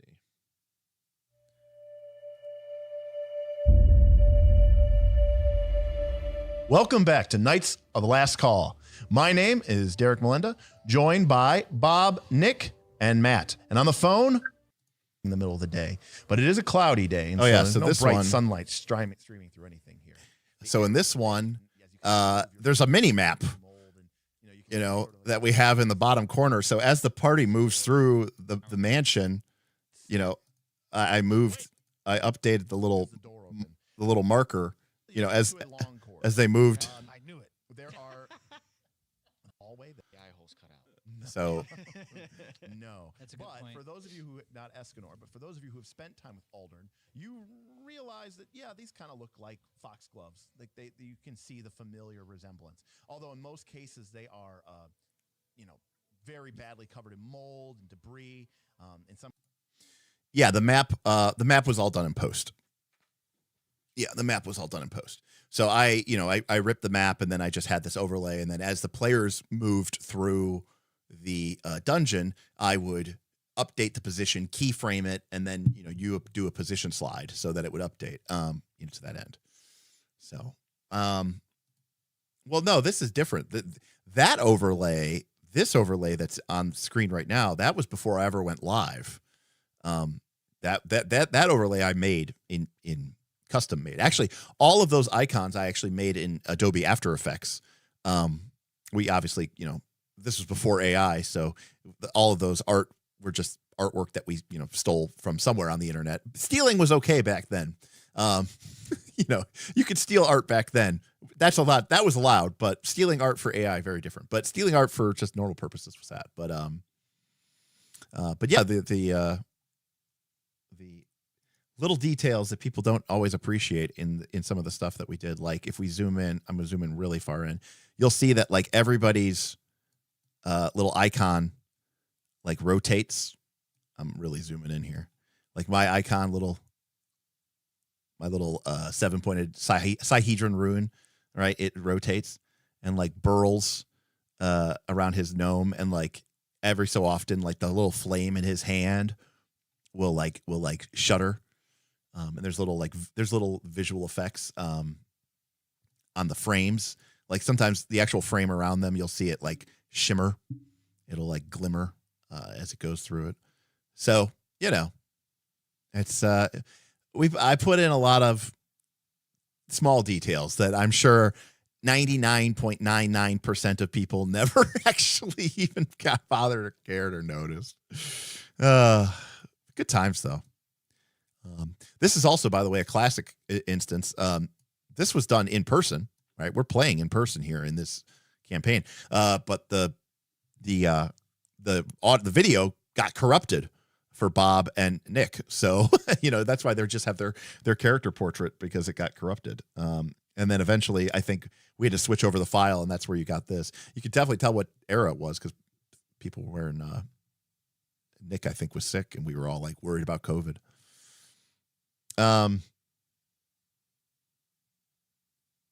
So here comes Foxglove.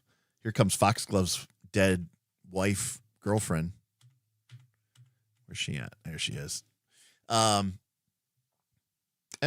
I just saw Matt. Obviously Bob is doing great, but Nick I haven't talked to as much, but I just saw Matt the other day. We played some games.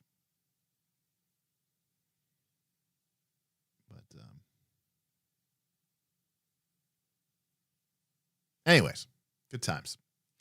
Good times back in the day.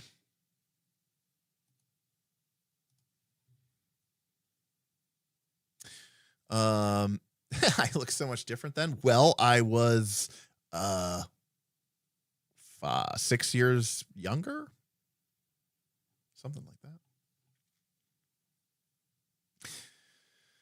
Yeah, young Derek in the VOD. Less gray hair, that's for sure. I don't know about weight. I was probably heavier then at that time. Again, my weight's gone up and down and up and down. It is what it is. I don't really think about it too much these days. I don't mind it. Anyways, I don't remember what I was saying. That was the original studio still. Good times. Hey, Shadram, what's up?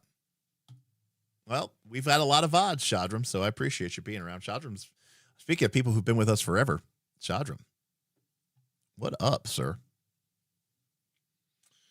Let me see. Peak Night Studio, you say? Where's all my stuff? Did I close it? Maybe I closed it. Maybe I did close it. I guess I closed it. Oh, I must have closed it.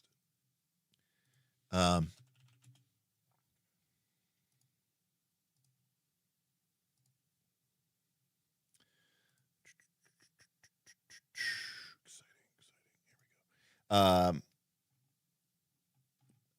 But anyways, thank you, Shadram. Good to see you, buddy. Yeah, it does. It happens. It's not too bad. There's a little salt and pepper here and there. And I'll tell you, it hasn't gone away yet, so I'll take that. Is this the first KLC clip show? Oh, no. No. I think we've reviewed other stuff before. I think I don't know. You know, we have never gone back and actually like done like a deep dive into all of our games though. That is something we have never done. That is true. Well, that's pretty sweet. All I did was just have a very slow zoom in on my screen. Although now that we say this, we did have the let me go to my YouTube studio. I did create the intro content playlists. Okay. Videos. There we go.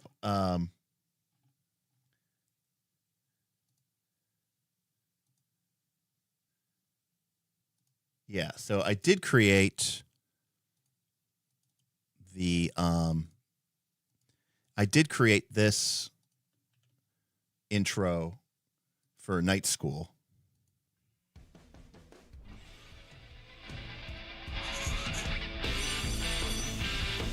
All right, well, welcome.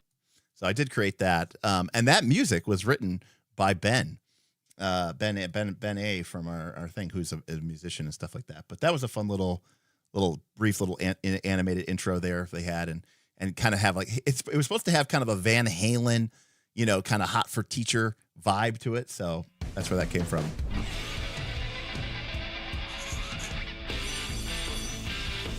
All right, well. And then I think on the intro out there, I think on the outro, you get the whole thing. Maybe you don't. Everyone for joining, and we'll see you next time on Knights of Last Call.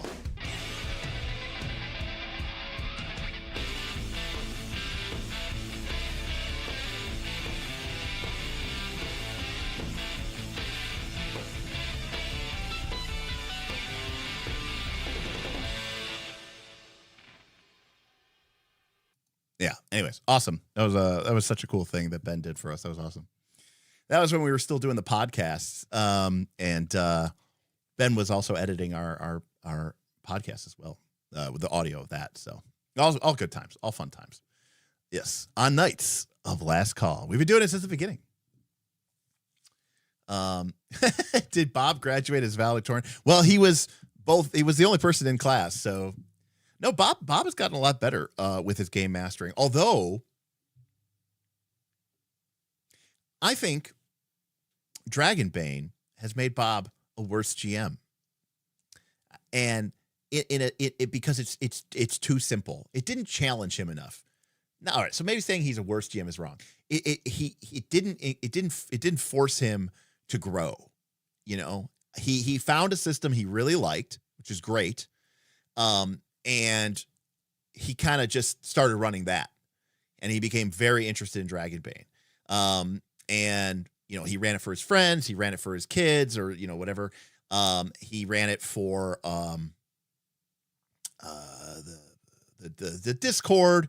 He ran a Path of Glory campaign. Before that, he ran the Misty Veil campaign. So he ran Misty Veil campaign out of the box set. Then he ran Path to Glory or Path of Glory. Then he wanted to do Dragon Tide. So he found a game that he really liked, which is great.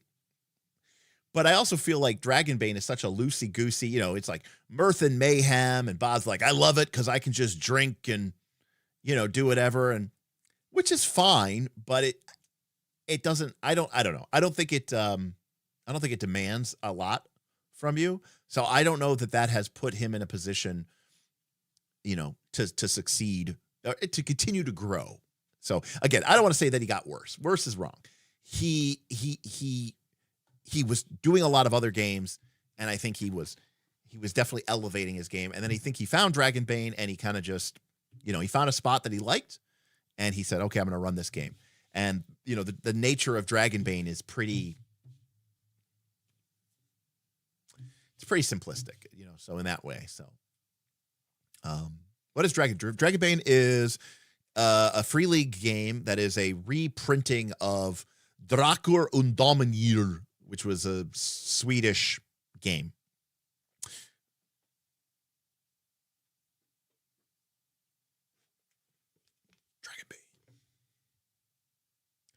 It's a very simple game.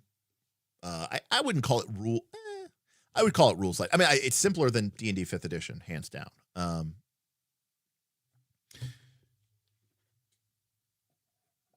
So again, it's not that it's a bad game at all. I'm just saying that Bob hasn't had the kind of growth curve that he did have before. And some of the reasons that Bob admits to liking to run Dragonbane is because he doesn't really have to think and he doesn't have to do much. Because in Dragonbane, the player's skills are written on their character sheets, and all I have to do is roll a d20 and roll under them. That's it. So, like, as a GM, you're not like if Bob was running Blades in the Dark, right? He'd be like, oh, the player wants to do this with this skill or this action. What's the current state of the fiction? Okay, I'm going to say that you're in a controlled standard effect, position and effect. That's desperate limited or desperate great. If he was playing PBTA, it'd be like, what is a 6-? What does the GM move look like here? You succeed, but with a consequence. What's that consequence? And it pushes you a little bit more. Or, even if you were playing, I guess, like a more traditional RPG, you'd have to make up a DC and decide, do I want to break the rules here or not? Which is always really strange. That's why I don't like traditional RPGs as much anymore. GMing a traditional rule system these days usually means, how good are you at breaking the rules and making shit up on the fly? And that sounds kind of counter-purposed. But anyways, in Dragonbane, you don't really have much of that to go on. The game is mirth and mayhem for a reason. So anyways, I think Bob should have continued to explore. Now, Bob does say that he wants to play more one-shots, but I also worry that you know how I feel about one-shots. So, but Bob's playing Fabula Ultima now. I think that'll be good for him. He's playing with people like Tim and Kaz and Smith. So I'm looking forward to seeing him get into the habit of using Fabula points as a narrative currency, leaning into that. I thought Bob did so well at Root as a player. He was going, it's tough to play in a group with Smith. He's a very domineering personality, not like in a asshole kind of way, but just, Smith's got big ideas. Smith has, Smith will take the wheel and, jerk it to the left at a moment's notice. So, you have to be on your toes when you're playing with Smith. And I felt like Bob not only hung in there, he gave some uppercuts himself. It's a spoiler alert, but whatever. One of my favorite Bob moments of all time is when I was like, again, none of this is prep. It's all literally no prep. I had no prep for any of those events, but I'm in a moment. Bob rolls like a 6- on a check. And I think, okay, what do I want to do to fuck with Bob right now? And I was like, oh, I got it. Bob, the leader of the Woodland Alliance cell, the people that you've been sent here to neutralize, to eliminate, it's your long lost brother. And Bob's like, I didn't even know I had a brother. I'm like, yes, he's long lost. And Bob's like, excellent. And then I was envisioning this really, Bob's going to emotionally grapple with, it's my brother and and then Bob just kicks him off of, they were like in like a tree city, up in the trees. And they were like on a platform, and Bob and the place had already started to fight.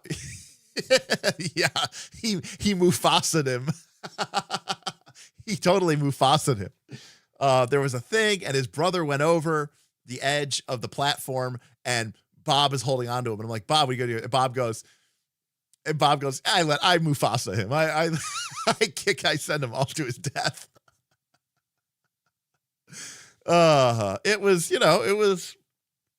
awesome. And I mean, in a nutshell, that is why I play TTRPGs. Rules are cool. I think you're thinking of Dirt. Dirt, who has only been on that one show. He's the proprietor of our local game store. He was the guy who would wear the funny steampunk hat. He was the hedgehog, the arsonist who kept blowing everything up.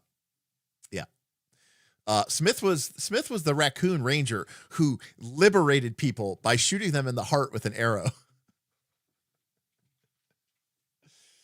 But yeah, the village was definitely on fire or had been blown up, so there was definitely that going on.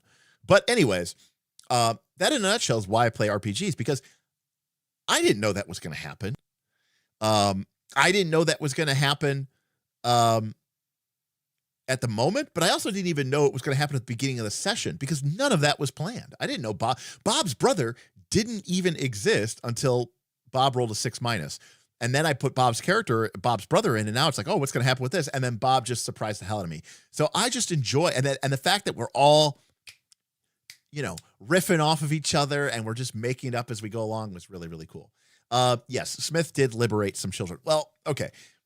The genesis of this is really deep in the Derek and Smith lore. One of Smith and I's favorite movies when we were teens that came out was called Dragonheart. Yeah, I know it's not a great movie, but I think it's great. And Smith thought it was great. And this is the one with Sean Connery plays the dragon, and Dennis Quaid plays Bowen, right? A knight of the old code. And the King Einan is a douchebag. He was the knight's ward. He was the young prince. And he raised him, and he thought that the dragon corrupted him. Anyways, there's a scene in the movie years later. King Einan is now grown up, and the secondary protagonist, right, played by Dina Meyer, the redheaded girl, she was also in Starship Troopers. And she comes up to him and she goes, your Majesty, please, your castle's finished. Release my father, because his father had been involved in the uprising against his father years ago. And he says, basically, he's just like, okay. And he pulls out his bow and he shoots him in the heart from his horseback. And he says, because she says, he's been basically a prisoner doing manual labor for you for years. Please release him, is what she says. And then he pulls out his bow, shoots him in the heart. And he goes, I always said death is a release, not a punishment. And Smith and I always just used to say that all the time. Death is a release, not a punishment. And, we would say that like as we grew up and we were working together, and we were working at our, .com, and we'd have long hours and shitty management and horrible working conditions, as much as you can have as a .com person. But, and Smith and I would look at each other like, jokingly, like we're longing for death. And we'd be like, death is a release, not a punishment at this point in our lives. That kind of, faded cynicism and nihilistic behavior. Anyways, so come to root, and Smith's drive or whatever like that was freedom, was liberation.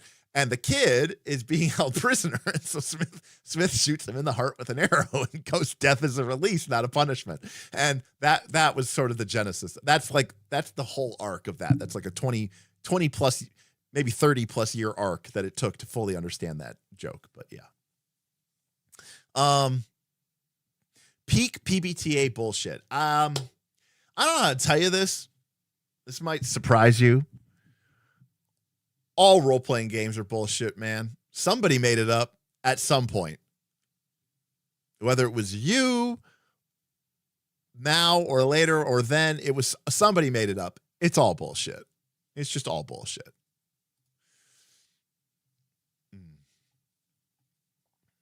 Again, the thing is, though, what PBTA is not is fudging, because we roll the dice and we bay them. So if that's the one thing that's it's clear as crystal.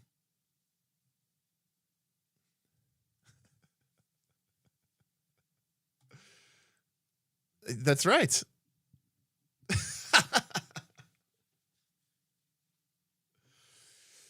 Soft fudging will always exist, but to a certain extent, you really can't get rid of soft fudging. Actually, I'm trying to get completely rid of soft fudging in our Fabula Ultima game. Fabula Ultima already uses random targeting, which I love. But then because I'm playing it on Foundry, Foundry module has this thing where you can do, it's called behaviors. And basically you can assign, essentially that way the NPCs do take a random action. It's almost like Dragonbane with the monster rolls where you roll the D6. And so basically when a monster's turn comes up, I select it, I randomly generate an ability, and then I roll the random target, and that's the person I attack. And it's kind of sweet, actually. I kind of love it.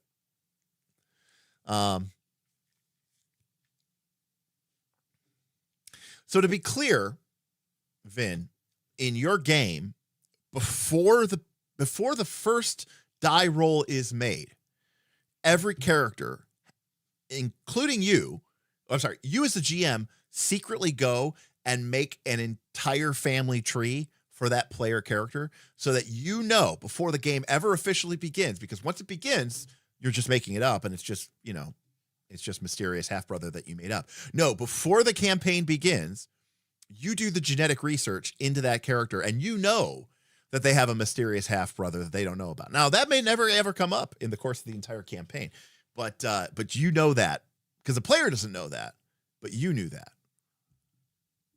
Just making sure. Because if for some odd reason, some player partway through your game came to learn that they had a mysterious half-brother and you didn't define that before the campaign began, well, I hate to tell you this, that meant you made it up.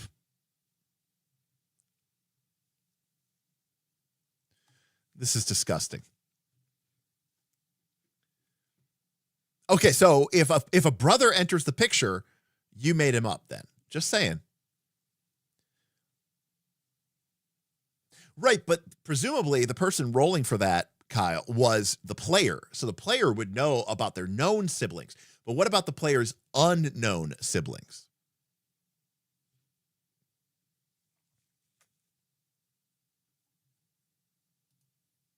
Right, but if they don't know that they have a brother, then how do you know that they have a brother?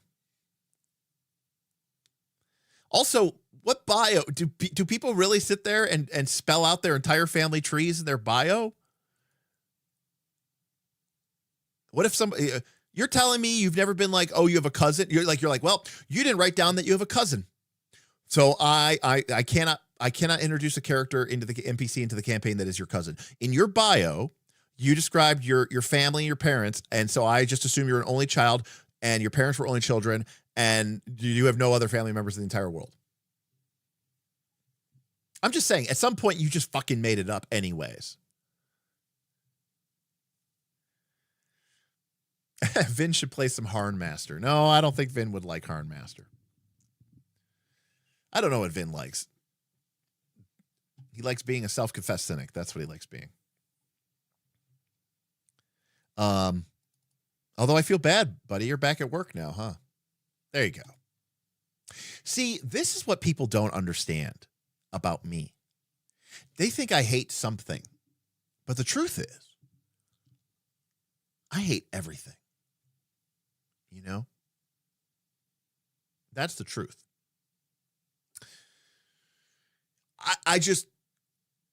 I like some things more than I hate them. But everything behind me is flawed in some way. Absolutely. Lionshead Gaming, didn't you see? Oh, maybe you didn't. Me going off on a whole rant about how I hate that Perry modifies the TNs in a game where nothing modifies the TNs. See? Yep, exactly. Yeah, well, exactly. Equal opportunity. I mean, every game has an opportunity to be horrible, and there's always room for improvement. Now, again, sometimes, like even in movies I love, there are scenes and things that I think are atrocious. Like, I love Lord of the Rings. I think I think the movies are incredible. But, there are scenes that I think are horrible and awful and should have been removed. I don't need Legolas surfing down the Helm's Deep stairs, even though that's Bob's favorite part of the whole movie or the whole trilogy. But there are also changes in the movie that I appreciate. Right? They made Boromir a more likable character. I liked that. They made Aragorn more unsure and unwilling, maybe, to embrace his destiny, his legacy, his lineage, because of the fear of that same weakness that tempted Isildur. I love that. That's a great change.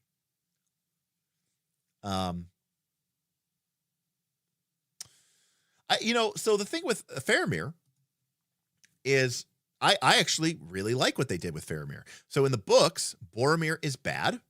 He's just kind of evil. He's not evil, but Tolkien portrays him very, very, I think, negatively. He basically says like Boromir sucked because he gave in, and Faramir is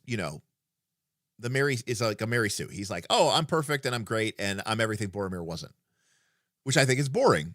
I think it's way more interesting in the movie because they basically put these two brothers and they're both so dedicated in their love for their country, Gondor. And they both find themselves in basically the same situation, which is alone with Frodo, who has the ring. And they're both tempted. But Boromir gives into that temptation and Faramir doesn't. And I think that's way more of an interesting story development than it is in the movie, than it is in the book. So I think that's really cool. So I actually like that change with Faramir, specifically in Two Towers. In Return of the King, he doesn't really do a whole lot. I mean, sort of he does, but he goes out and gets killed, whatever. They use him to showcase the highlight with Denethor. Now, I do think they do Denethor a little dirty. In the books, he wasn't nearly so crazy. I think what they could have done better is highlight, and this is still pushing it, but in the books, Denethor, Faramir and Boromir's brother, has a Palantir, and he has been using it. And the idea is that, contending with the will of Sauron has sort of driven him a little mad. But they didn't really do that. They just made him seem like he was this like kind of crazed person. Anyways, so that they could have, I think they could have done Denethor a little better. But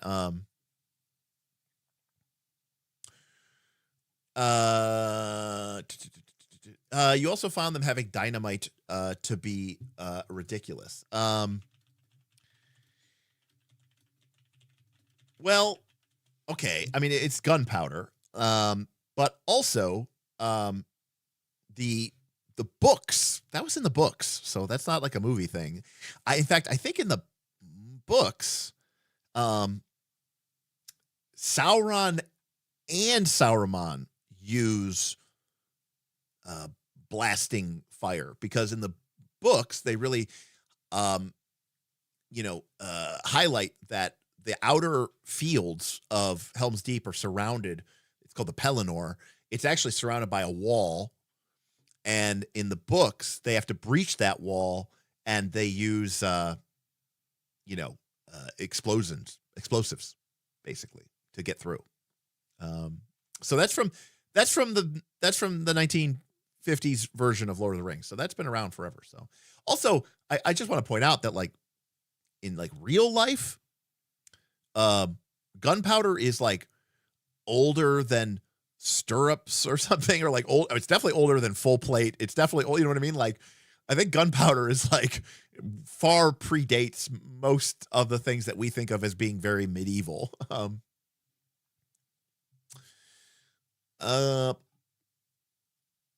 Why didn't they use it everywhere then? Well, because the idea is that it was created by Saruman, right? Who is kind of basically a proto-industrialist. He's also a Maya who has, sort of intimate knowledge. And also, fun fact, Sauron and Saruman were both once angelic spirits, Maya, and they both were servants of the Valar Aule. And Aule is the smith. He's the progenitor of the dwarves. But Aule is basically, the kind of Hephaestus type character, right? The god of the earth, god of the forge, god of creation, god of, artifice, god of whatever. And so both of his Maya, well, he has a lot of Maya, but both of his Maya, Saruman and Sauron in their Maya forms, both became corrupted, but they were both into creating stuff in that way. But yeah, Gandalf had fireworks, and so that was kind of on a lesser form of that, right? For sure. And like people weren't like, they were all like, oh, fireworks, Gandalf. Like it wasn't like completely unknown to them.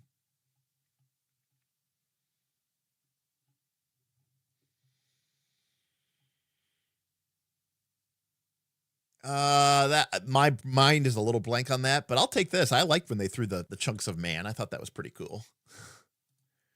I just got back and we somehow end up always on Tolkien lore. I mean, look, it's whether you want to admit it or not, it's the root of everything that we do here.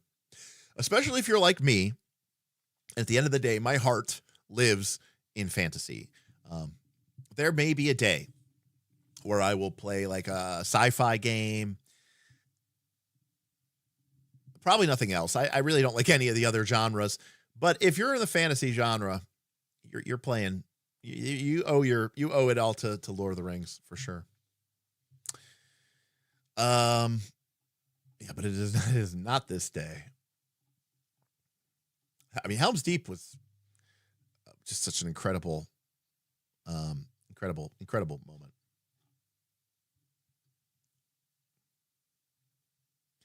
Oh, I just went down a dark path and changed my game to be more late medieval, early modern, more inspired by Vaesen.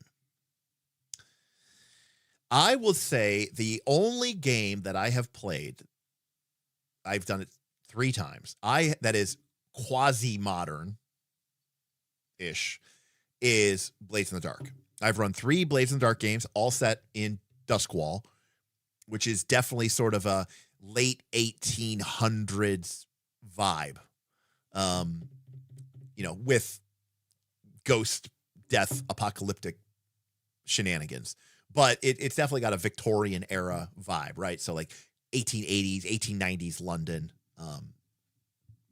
for sure. I was supposed to do a Call of Cthulhu one-shot on Halloween. But in 2023, when we were supposed to do it, we did Dread in the Dark and Dragons? No. Yeah, maybe Dread in the Dark and Dread? No, what was it called? I think it was called Dread in the Dark and Dragons. So we did Dread in the Dark and Dragons instead. And that's just because we had Vin as a special guest and it was just going to be a lot more fun. And nobody really wanted to play Call of Cthulhu, if I'm being completely honest with you. So I was like, look, everyone would be excited to do this, so we'll do this. We'll do Castle Ravenloft with Dread. Then in 2024, we moved out of the studio. So in the fall of 2024, when Halloween came around, we had no studio to speak of. Then in fall 2025, which just passed, we did have a studio, sort of, but none of my players were even remotely around or available. So we didn't do that either. So Cineboss, I actually really dig the Blades in the Dark setting for the primary reason that it is perfectly designed to be an incredible powder keg. The fact that you can't leave the city, I think, adds so much to why Blades in the Dark as a game system works. And so, I mean, you could change it for a variety of reasons to whatever. I mean, that's fine. It doesn't have to be what it is. But part of the thing is that it's that people are all smushed in and they can't leave because it's the Deathlands outside of it, which I think is interesting. And if I'm, but yeah. So.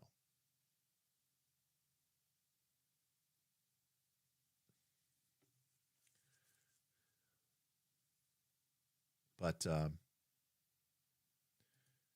yeah, I get it. A lot of people, my experience, a lot of people bounce hard off of Duskwall. Actually, in my experience, a lot of people, but the 2 main things that people bounce off of are either the setting of Duskwall or they bounce off of the fact that you're like, a scoundrel. You're not like a Robin Hood character. Like you're a potentially very nasty, very not nice criminal. That doesn't mean you're like a one-dimensional caricature of evil, but you're not great. And I think a lot of people play RPGs and they want to be heroes, which is fine. But Blades in the Dark is not that game.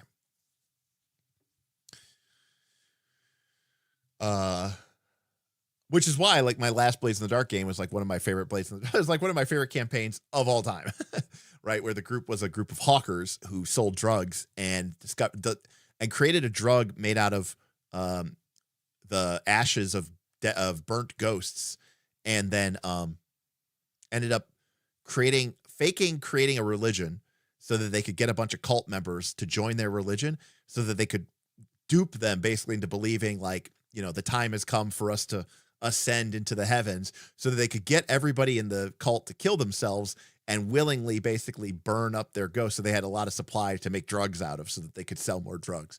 It was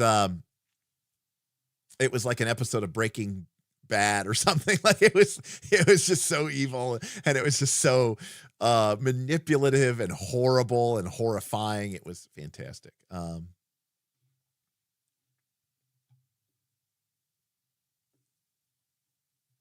But that is the most murder hobo game I have ever heard of. It was on another level. It really was. It was fantastic.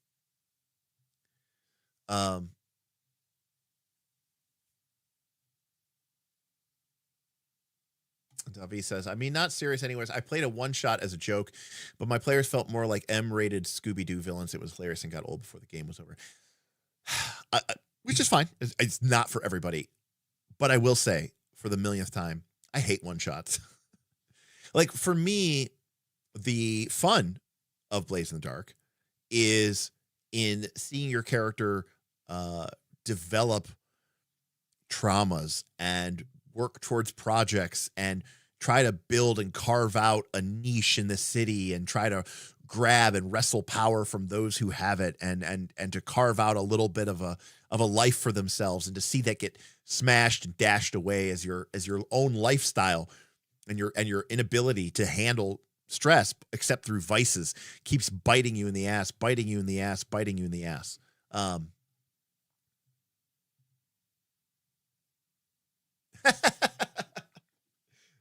Apparently I got that wrong.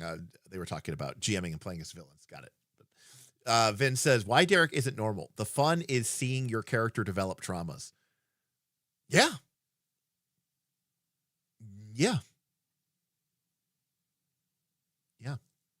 That is really cool to me. Oh,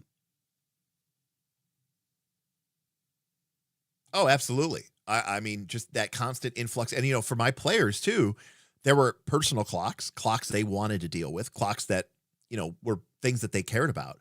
And then there were clocks that were all the other stuff that was happening in the city. And they couldn't deal with every clock. You can't put out every fire. And so you have to eventually make tough choices, and, you know, you turn the screws a little bit, and, you know, eventually things just go from bad to worse to cataclysmic.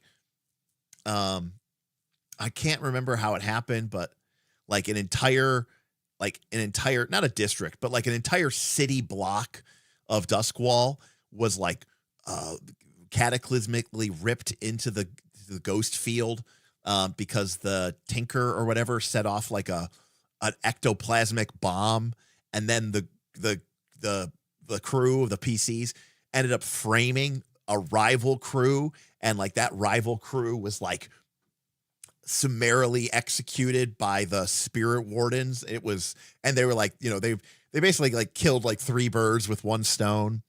It was awesome.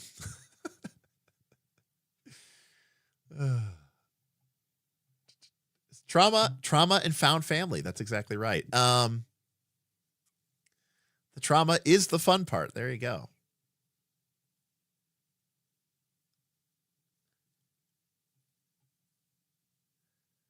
Yeah, the thing about one-shots is, okay, actually, you know what? Let me revise this. I think one-shots are fine if you are well-versed and know the game. That can be fun. I think the mistake is when people go, I want to learn how to play a game, I'm going to go play a one-shot. I think that's not right. I think it was Pumpkin said it's like playing a complex board game. I've seen, you know, look, I've seen this happen 1,000,000 times, so I know exactly how this plays out. there's a board game and I love it. And it's a complicated board game. Absolutely. And it's one of those board games that rewards you for putting the time into it. Right. And you're not going to understand it. You're not going to see how all the pieces fit together on your first playthrough. Even if you sat down and read the rule book, which most people don't do, the first playthrough isn't really, it's like that first pancake that you make. The first pancake, always bad, right? Because the heat isn't distributed evenly, so it always gets burned. Or it's whatever, undercooked. So a lot of people will sit down and they'll play a complex board game, and I will try to teach it to them because they refuse to learn it for starters. They refuse to learn it. They need to be taught. I can't read a book. Okay, I didn't realize you're in 4th grade. So they have to be taught the game. So you teach them the game. And then, of course, they're complaining because, you're teaching the game, you're trying to get a move on. So you skip over some stuff, and then you bring up something later and they go, well, why didn't you tell me? I'm like, well, why didn't you read the fucking book then? If you wanted to be that anal and that pedantic about every single fucking part of the rules, I thought we were just here to learn it. And somehow you're trying to fucking play to win. Which is it, asshole? Okay, but that's number one. Number two is you sit down and play it, and guess what? You're not going to win it the first time. You're not even going to understand it the first time because you're not even going to, it's so above you, you're not going to see how all the pieces come together, okay? And they'll sit down, they'll play the game, they'll have a quasi-bad experience through the teach because they refuse to read the manual, and then they play the game, and they don't see any of the complex interconnecting systems, but all they saw was this, surface level thing, and they go, it's not that good of a game. I'll pass. Okay, you're just going to write off the whole game then, huh? So it's like a horror. And so I think RPGs, with the exception of maybe like Honey Heist and Lasers and Feelings, are probably more akin to a complex board game. And so I think, and then by the way, most people who sit down to play a one-shot don't own the book, never read the book. Why would I read the book? I'm somehow going to play the game. It would take me in 3 hours. It would take me longer than 3 hours to read the book. But somehow I'm going to, in 3 hours, play the game and get it? No. It's a terrible experience. So I would much rather use a one-shot with people who already know the game system and to try something really interesting or really dumb or really unique, which is why if you look at this channel, we had 2 one-shots on here, both Pathfinder 2, both with groups of players like Vin and Damien and Donnie, who were experts at PF2, playing an absurd instance of PF2. Everyone in the party's a flower or a leshy. Everyone in the party is a puppet, right? You would never have that scenario in a real game. No rational person would probably ever want to play an entire campaign of that. And so that's where a one-shot or maybe a 2-shot or whatever, I think can be appropriate. For sure. But, yeah, I almost fully loathe the whole, like, teach me the game. I don't know how to play the game. Teach me the game. When we sat down to do our holiday or our Halloween one-shot of Dread in the Dark and Dragons, it was, we're going to play Castle Ravenloft. You guys are going to enter the castle, and you're going to have to try to find Strahd, and before, the end of the session, maybe defeat him. And we're playing Dread. That's okay, because the game is pull a Jenga block, and if it falls, you die. If it doesn't fall, you didn't die, and you did the thing. That's it. That's the whole rules. There's nothing else to the game. That's it. That's the whole game. So, not to mention, there's a lot of games which are renowned for being, by the way, Dread is entirely designed to be a one-shot. There is no tomorrow for your character, as one could probably posit from the fact that if the Jenga tower falls, you're dead. But there are games that people play as one-shots all the time, and I go, I feel like this would be the worst one-shot experience ever. The number one game that I can think of when people talk about playing a one-shot, it is Call of Cthulhu. And I think that's terrible because I think that fundamentally fucks up the whole pacing and progression of the game. Because I feel like when people play Call of Cthulhu as a one-shot, I feel like people do this with any one-shot, they are just going to throw their character into the meat grinder. And I just feel like, but that's not how you would actually play the game. Like, yes, in Call of Cthulhu, it is entirely likely that your character is not going to make it to the end of the campaign, or they are going to die, or they are going to go insane. But they aren't like trying to go in, you know, they're not trying to die. And so, yeah. Anyways, it's like, yeah. Anyways. I don't know what the term boss rush means, but I don't like it.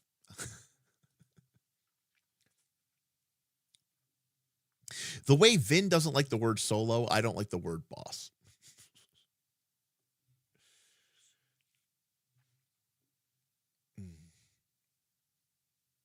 But anyway, I don't like one shots.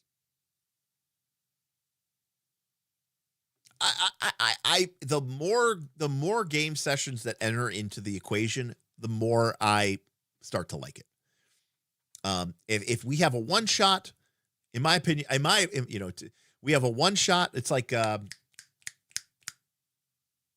what is it? Dual shot? Is that what it's called? What's it called? From 3rd edition, you had like multi shot. I can't remember the name of the feat, but anyways, one shot, two shot. Once you get to like a multi shot, I think a proper, 3 to 5 session. That to me is enough to say you played the game. I think 3 to 5 minimum. I think 3 to 5 minimum.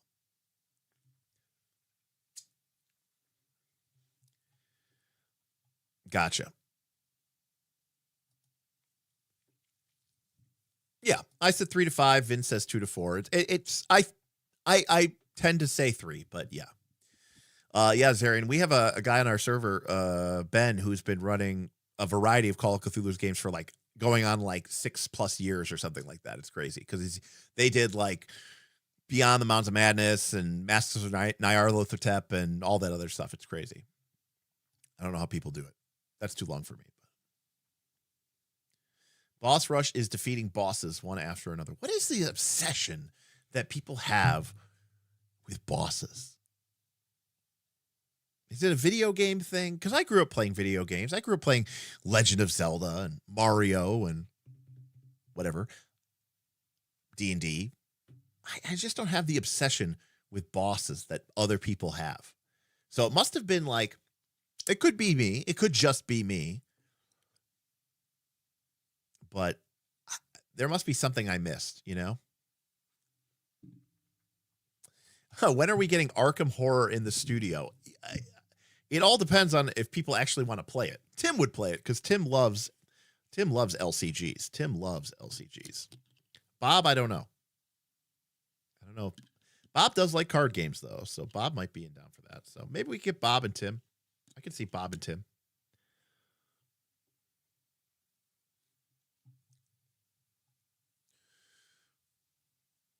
Davi says it's not a video game thing. So if it's not a video game thing, what is it?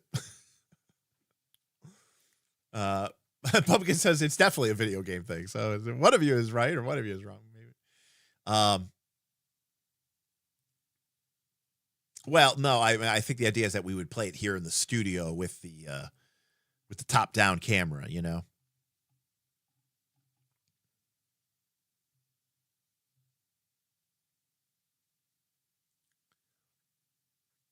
Yeah, that's fair.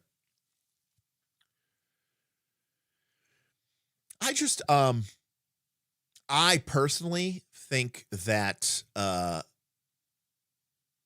I think when I think of fantasy, when I think of all the fantasy I grew up reading, there was never the situation where you had like, 5 or 6 people wailing into one creature. I just feel like that's probably why it is that. Yeah. So in fact, most in fantasy literature, most of the time, the boss monster is usually killed like in a single shot. Like the most classic example of this is Smaug, right? Like most of the time in fantasy, there's a lot of instances of this in other novels and other books as well.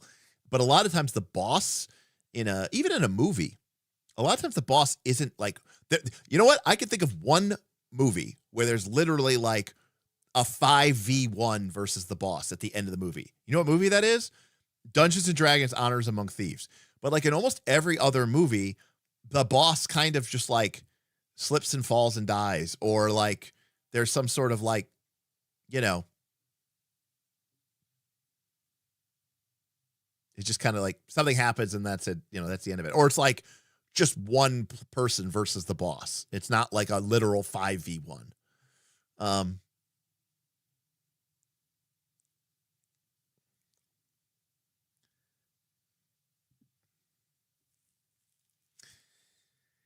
I have mixed feelings about Honors Amongst Thieves. That would be a negative for me, Kyle. I don't have a Netflix subscription, and I haven't watched Stranger Things since the season with the mall. Overall, I thought Honor Amongst Thieves was good. It was far better than I thought it was going to be. That it had any right to be, I'll say that. But I love the D&D movie, but that's because I have a bit of a soft spot for the redheaded druid. Now, I will agree with Pumpkin. I agree. It was a great PBTA game.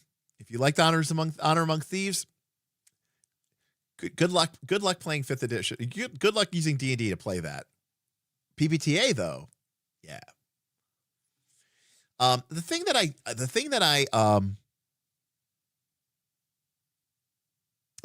I didn't like about it is there were we were talking about serious and sincere. There were times of the movie where it was obviously not serious, but there was also times in the movie where it was definitely not sincere, and that's what I didn't like about it.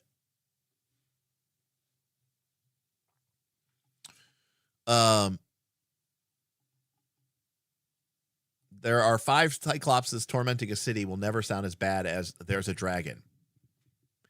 I don't know. 5 dragons attacking sounds cooler to me than 1 dragon attacking. Shorn, what's up? If one-shots are a terrible way to experience new system, what, if anything, can be done about convention play? I don't know. And Shorn, if I'm going to be honest with you, I kind of gave up on convention play. I know it's terrible, but I have found it to be a really bad experience. And so I've kind of stopped doing it. I find that there's a lot of moving pieces, Shorn, but I tend to find that the GMs are terrible. I tend to find that the players are terrible. And I tend to find that the experience is a very bad one. So I avoid it as much as possible, unfortunately. And that's like me doing like the wide net, just playing with literally randos, Like if I was to play with, say, members of my Patreon and stuff like that, that would be different. But 13th Warrior, see, now that is a cool movie to me.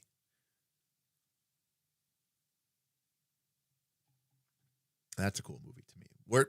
What's the boss fight in 13th Warrior? There is no boss fight. The final thing is just them being attacked. Yes, there's a leader, there's a general who's leading the assault on their position, but he's just one person amongst a bunch of people. Same thing with Helm's Deep. Where's the boss fight? Where's the boss monster of Helm's Deep? There's no boss monster of Helm's Deep, but it's a great thing.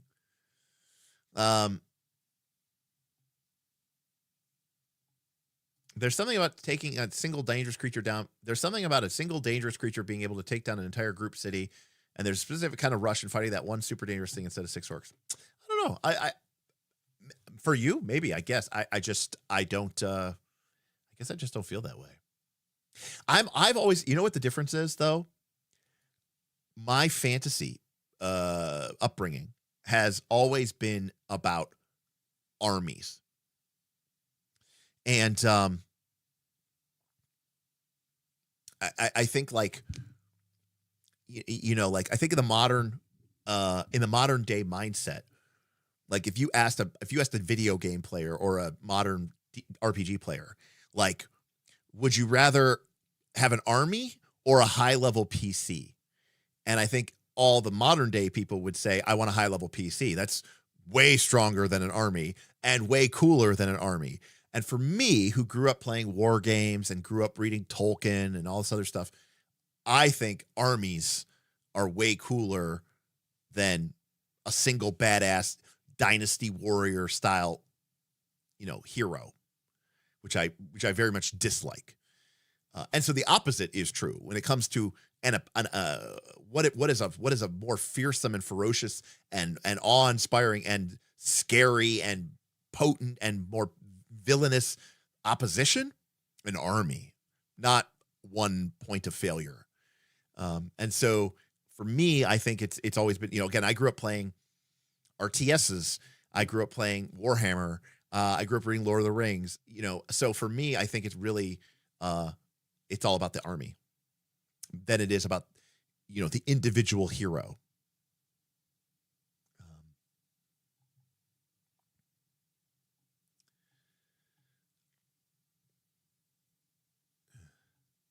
Yeah, it can be good. I've had some of the best games I've ever played in my life were at conventions, but you know,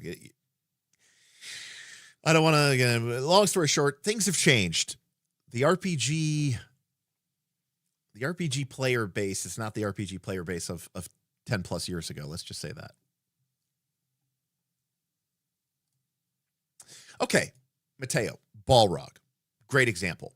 That's actually a really great example. The Fellowship did not, you know, MMO raid the Balrog. Gandalf, also an angel, told the rest of them to flee, and then the GM NPC went and broke the bridge and then jumped and got pulled in after it. So, yes, that is a single powerful foe, but it's a really bad example, I think, of a boss fight. Now this is where we differ. So Davi says, but MMO raiding the Balrog sounds amazing. I think that sounds terrible. I think that sounds absolutely terrible. So yeah, I mean that is a difference for me. You're tripping. No. That sounds absolutely horrible.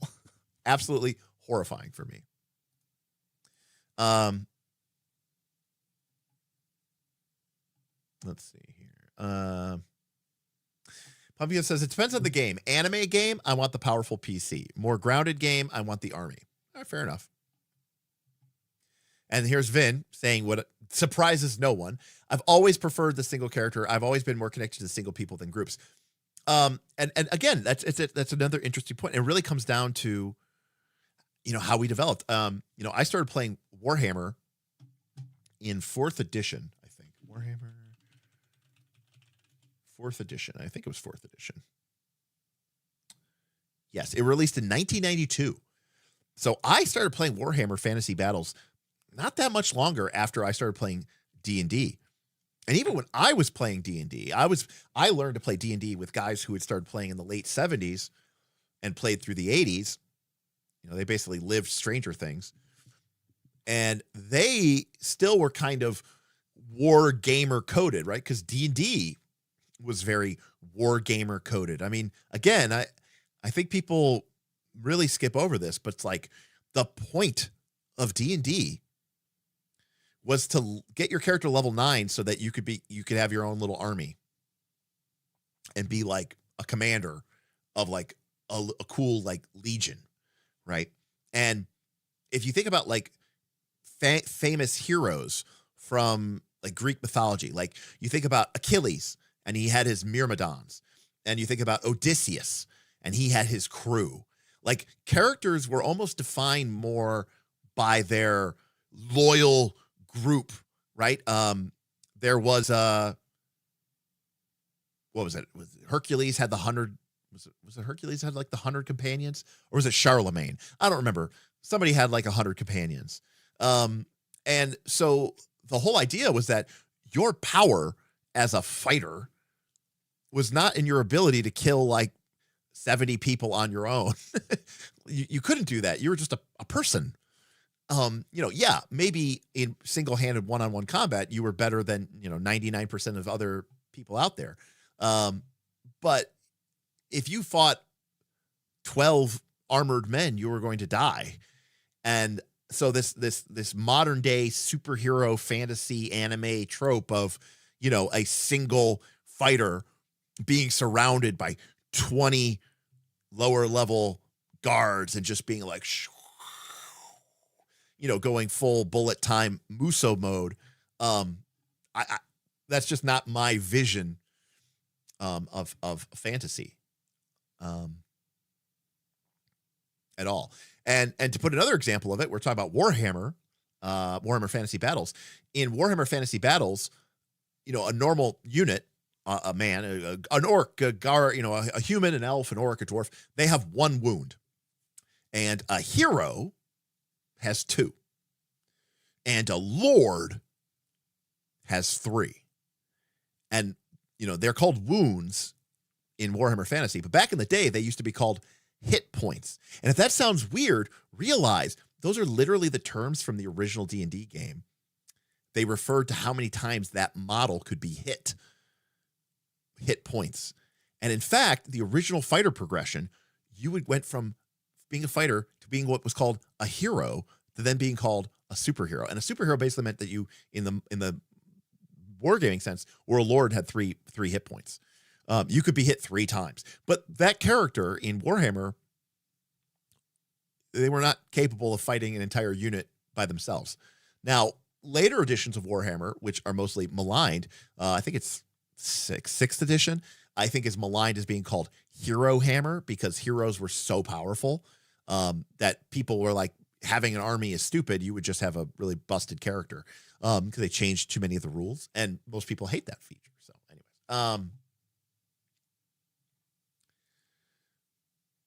so Lews Therin, but I was thinking of someone, Charlemagne.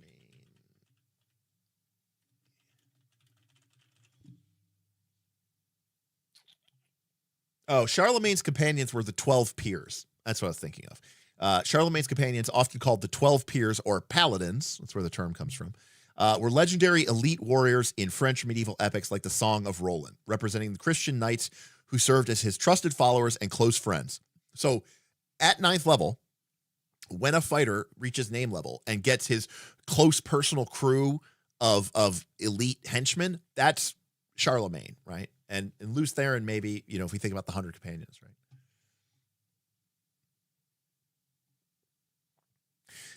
So we have two quotes right after another. John Wick movies are sick. I couldn't agree less. I fucking love Muso mode. Couldn't agree less. Or I couldn't disagree less. Or I couldn't disagree more. At least in Equilibrium, they are like supposed to be like kind of weird, semi-religious thing, but the gun kata thing was kind of silly.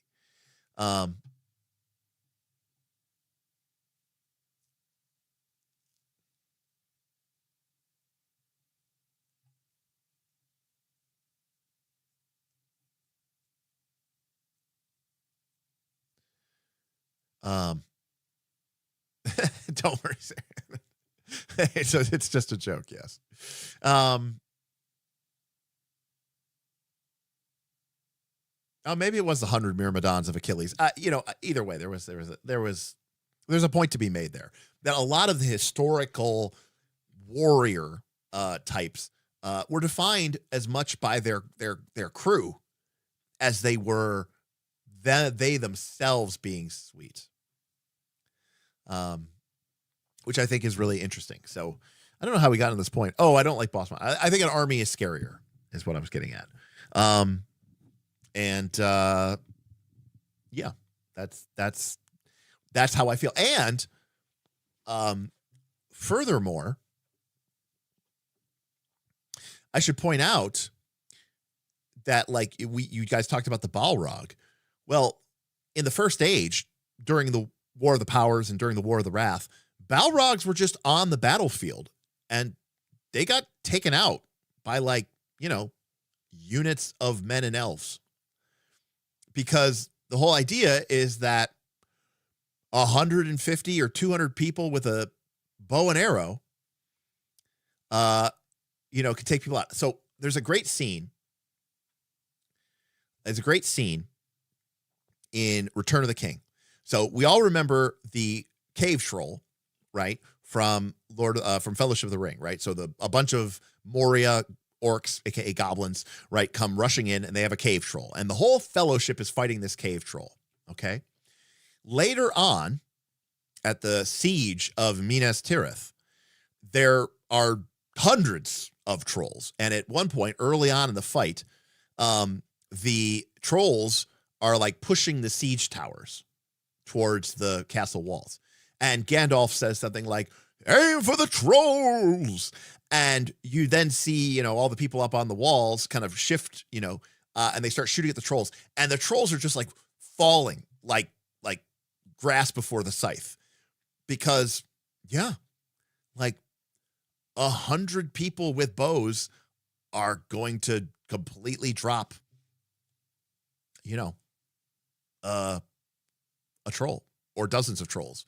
Doesn't matter that like, well, they're level 1, they're level 1, that's level 7. It doesn't matter. They're just dead. Okay. Couple of things. The men definitely were not, because now if we're talking about Númenórean men, sure, but Númenor didn't exist until after the War of Wrath when Beleriand sank and Valar gave them Númenor as a gift for being faithful. The men of that time, not anything special. Secondly, elves. Elves' power really has to do with whether or not they saw the light of Valinor and whether they are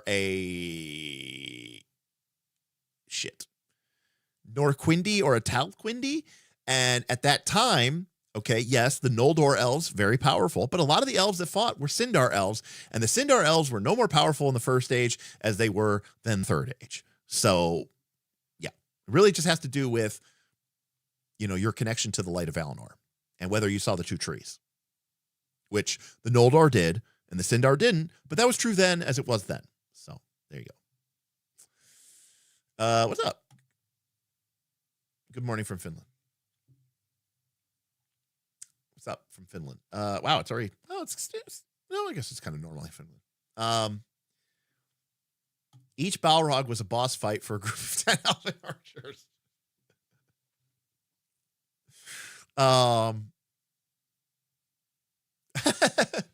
But my Game of Thrones season 8. Oh my God. I don't watch. You Navi, you got me. You got me. I mean, maybe not 10 elven archers, but maybe like 50 or 100. One of my favorite things, again, I played a lot of Warhammer. One of my favorite things about Warhammer is somebody might take a greater demon or a dragon or a gigantic Skaven warp beast or whatever. And they take it, and it's a unit on the army. It's a big unit, no doubt about it. But I have 3,000 points of dwarves, and somebody takes a giant, like a literal giant, a gigantic hill giant, right? Storming without fail, or a dragon, or a demon, or a wyvern, or whatever. And one of my favorite things is just I shoot it with a cannonball, and it just dies. Because to quote Halle Berry to paraphrase Halle Berry from X-Men 1. Do you know what happens to a dragon struck by a cannonball? The same thing that happens to everything else. It just dies. And I remember when I was first playing Warhammer with my one buddy, he had a real problem with that. Like I could see it was making him upset because like you all, in his mind, he's like, oh, I bought a dragon it's worth 400 points, 600 points. I'm going to put it on the battlefield, and it's going to wreck face. And then I'm like, I'm going to shoot it with my unit of dwarves that have guns or crossbows, and I have 50 of them. So I'm going to roll 50 dice. Oh, okay. Looks like I got 31 hits. Okay. I need 6s to wound. So I got 7 wounds. All right. You're like, okay, well, my dragon has a 5-up armor save. Yeah, but I am using crossbows, so those are armor piercing, so it negates that because they're strength 4 and armor piercing. And so it's like, so what does that mean? It means your dragon takes 7 wounds. But my dragon has 6 wounds. Correct. Wait, so my dragon is dead? Yes. Why? How? Because I shot it with 50 dwarven crossbows. But it's a dragon. But it's 50 dwarven crossbows. I don't know what we're debating here. So anyways, that your fantasy, I think, is defined by those things. Papa Pyrite, absolutely not. It is almost entirely likely. Well, it depends greatly, but chances are very good that the dragon would cost more. A big part of Warhammer is, using your units correctly. That's what I would say. And taking advantage of mismatches, right? Of bad pair-ups. What do they call them in football? Matchups? Taking advantage of bad matchups, or favorable matchups, I should say. So.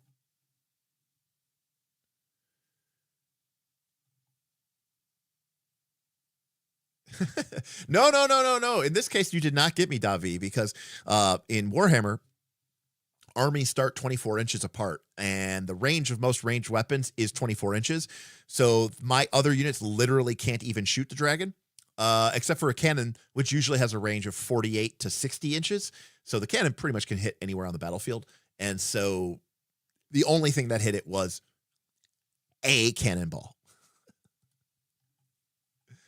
In D&D, cannonball probably does like 5d6 damage or something.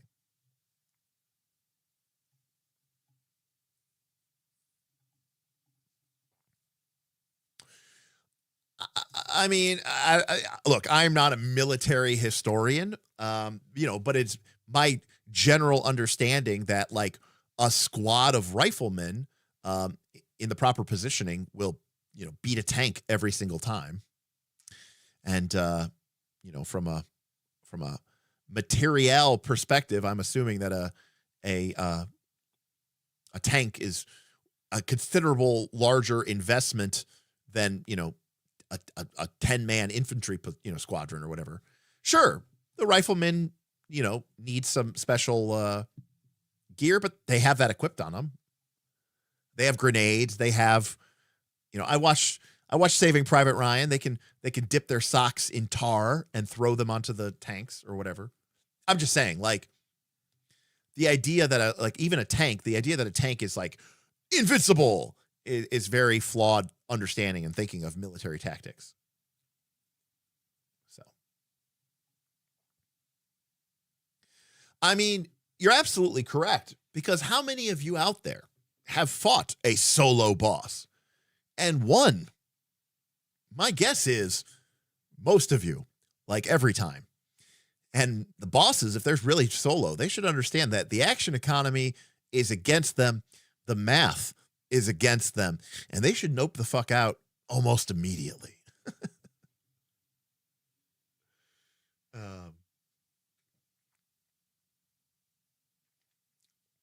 Again, I don't pretend to be a military historian.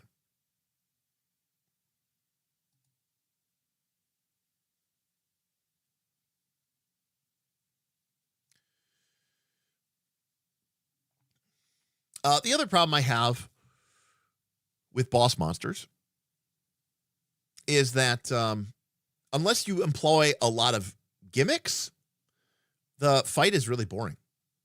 So think about like what people have to do to make a boss fight interesting. Like people have had to create all this fucked up, like you had to create phases and layer actions and villain points and phase changes and just gimmicks on top of gimmicks on top of gimmicks because they know it's a boring, stupid fight. you guys, Vin, you and Davi are definitely cut from the same cloth. Yeah, absolutely. Layer actions. Again, I don't think phases are cool as fuck. Yeah, I mean, all I can think about when I think about tanks and people talk about the point imbalance, all I can think about is all of those videos of Ukrainians with like $1,000 drone with a bomb on it, just flying into a probably what I'm assuming is at least $1 million tank, or if not more. I don't know what a tank costs, but some $1,000 drone with some guy who trained on it for like a couple days, and then they fly it into a tank which has like 5 highly skilled crew members and represents a huge amount of, and then they just blow it up, with the drone. Yeah. Or an anti-tank missile, very cheap compared to a tank.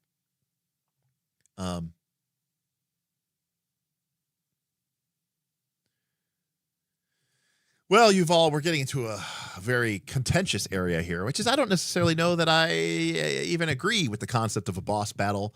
So there's that. I mean, from my traditional perspective of thinking about, like a dungeon, I don't really have a boss monster.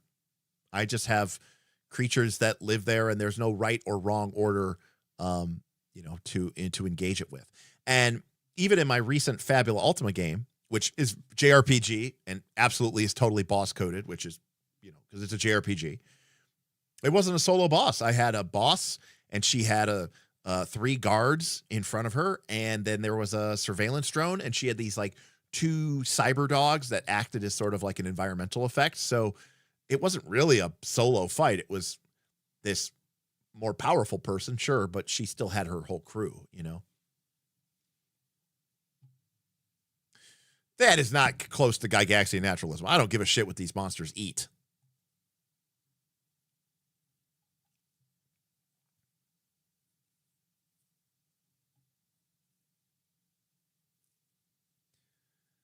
So.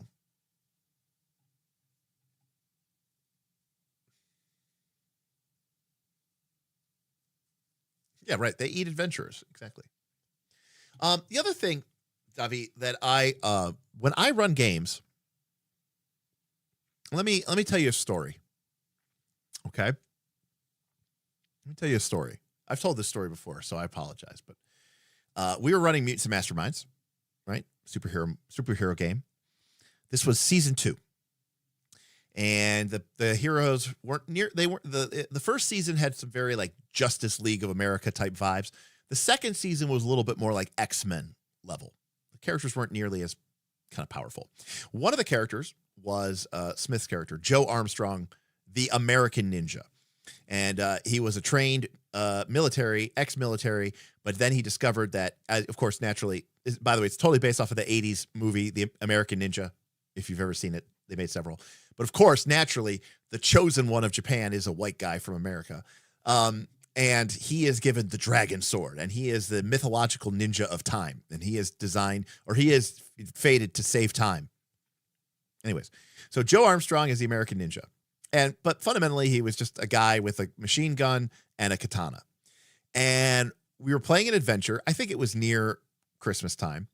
And there was a villain, of the session, the plot, called the Toy Maker. And he had created, he had platoons of Nutcracker soldiers in the streets and a giant animated, Frosty the Snowman that was wreaking havoc. And the group was getting ready for, the final confrontation. And they found his Toy Maker's workshop, and it had like a skylight above the factory floor. And so Joe Armstrong, he puts a rappelling rope, attaches a rope to the ceiling to an HVAC unit or something like that, grabs the rope in one hand, has his machine gun in the other hand, and jumps through the glass, and he's like sliding down sliding down the rope, and he's got his machine gun like spraying bullets as he's coming down. And the toy maker, is this classic, like he's wearing like a white polyester suit with like a bow tie, and he's got, he's like a redheaded guy with thick glasses, and he has this like big robot that he's been making, and he's gonna like hop in the robot and fight, like a mech. And Smith, this is literally like the climax of the session.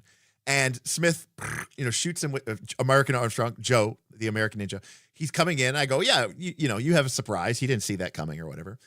And so he's shooting, and he shoots him with the gun.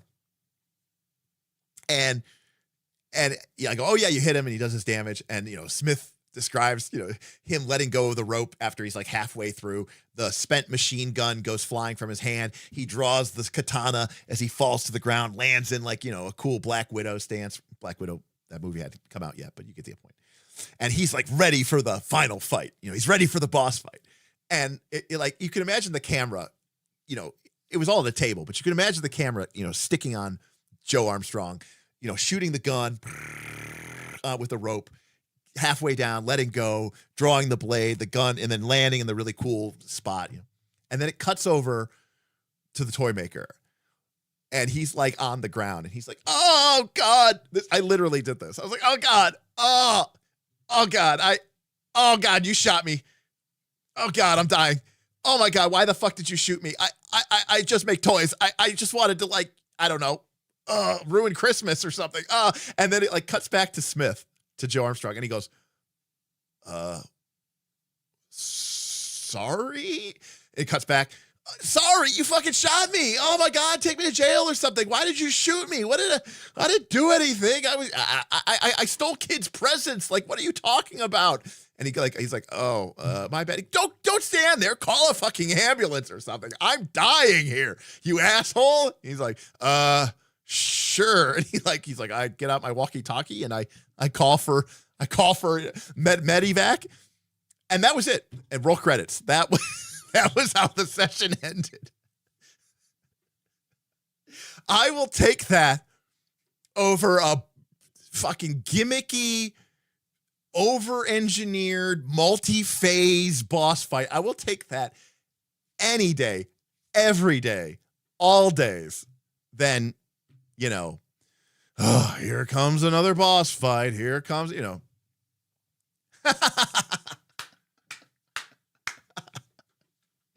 respect. Respect. So Yuval says that sounds amazing, though. There you go. And Seabeard says, I love that. The boss, this is from Pumpkin, says the boss that TPK'd my party recently was just some random thing in the dungeon. Absolutely. It was never intended to be a boss. I mean, I respect that. Derek can't be trusted. So yeah, I don't have any, I have no stake in the game. And in fact, the more complicated and involved and multi-phased and layer action and, that the boss has or the monster has, doesn't that put you, the GM, in a position where you're like, no, I'm not going to let them just, come in and shoot him in the head,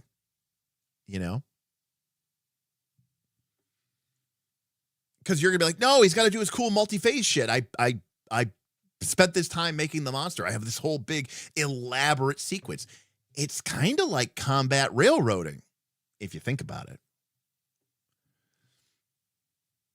To be clear, Yuval, I don't want to run Wilderfeast games.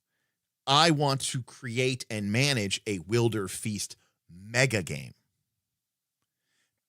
Because I know that most people love that boss monster shit and that Monster Hunter shit.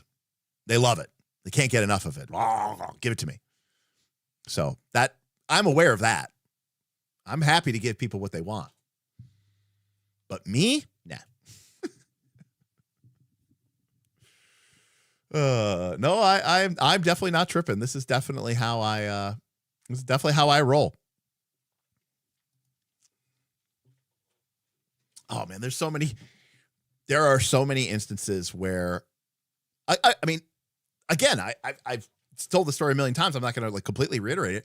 The final fight of our multi-year 3rd edition campaign, 20th level, the Barbarian was actually 21st level, was a super advanced multiple. It was a advanced Baylor with like max hit dice.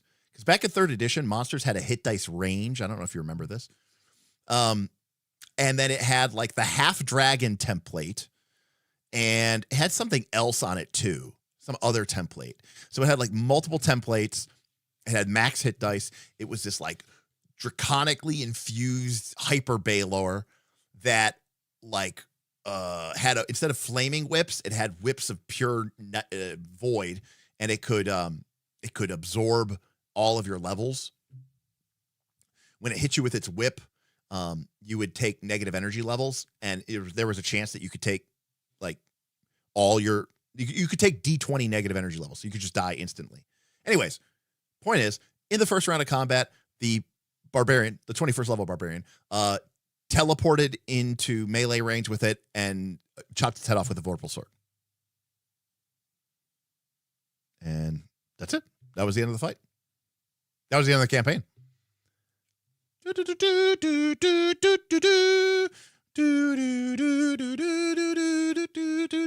And everyone loved it. Everyone was high-fiving each other and laughing and pointing at me and laughing, and that was great. Best boss fight ever. They loved it. They loved every fucking... it was the best thing that could have ever possibly happened. It could not have gone better. It's perfect. It literally happened in front of me, and I almost don't believe that it did. It was perfect. It could have had... Yeah. See, this is where... This is the paradox of Vin. This is what I've had to deal with now for 5 years. Okay? This is Vin. There's nothing more fun than skipping the boss fight, to be honest. After everything he said, and then Davi says, my players would murder me slowly if I did that. Vin's not winning the poll.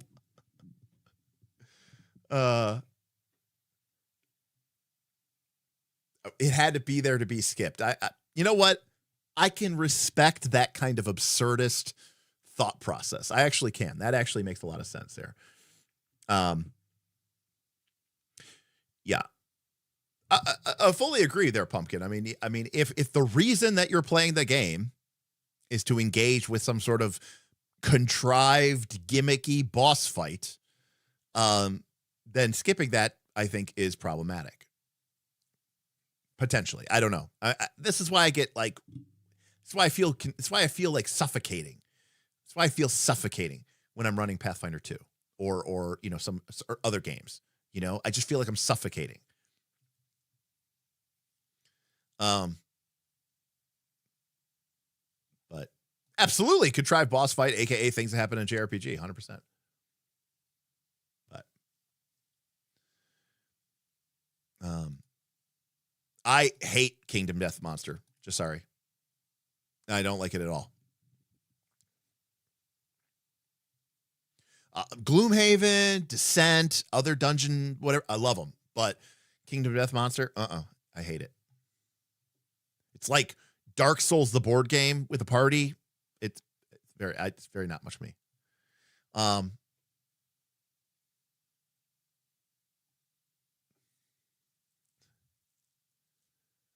KDM is a board game called Kingdom Death Monster. It's a board game basically based around boss fights, basically. And being super edgy. And having great miniatures. They have some great miniatures that they produce for that game. C-Cal says, KDM is Dark Souls, but you can't grind, so it sucks. That's the other thing, too, which is funny about that Cal mentions that. I see a lot of people, they talk about playing games that have boss monsters. I have a friend of mine. He's like you guys. He doesn't play RPGs with me anymore, but he used to play RPGs with me all the time. But now he's a video game guy. He's a video game guy. He's like you guys. And what he does is he plays these video games, and then he grinds to such a high level that when he does fight the boss monsters, it's a trivial fight, and he just like, he just face rolls it. That behavior, very strange to me. Like, I could understand trivializing the boss monster through some sort of combat as war type approach, right? Where, like, okay, so all right, Davi, we found some mutual point of comparison. But like, and I've given this example before. I had a fight once.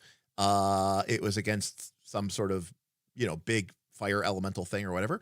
But the group knew that it was a big fire elemental thing. And so they came equipped with basically super resistance to fire. And most of the monster's attacks were essentially neutralized. And they were able to beat the monster without any problems. Again, using, the tools that they were at their command and making cool decisions and good strategic decisions. And then they beat it. But I never understood the enjoyment of going, I am just going to grind until I'm so high level that I'll start playing the game and just raffle stomp everything that's in my way. That style of play, very unusual to me. And I know it's very popular. Vin says face rolling is so fun. Derek says, when I did my replay of Final Fantasy 1, I accidentally forgot to equip the items I bought, so I ended up hyper grinding before I realized my mistake. Well, that is tough. Pumpkin likes to go in underleveled.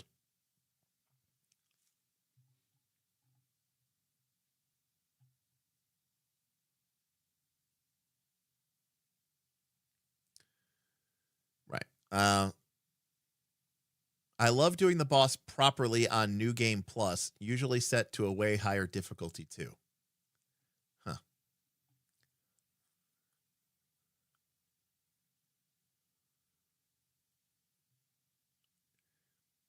See, Davi, that's not fun though. Like, if the players find a way to legitimately make the vampire weak under daylight, then I don't know. I think they should just get the free win. I don't know. I think players engaging in interfacing with the game is much more interesting to me than beating it and spamming it with mechanics 99% of the time.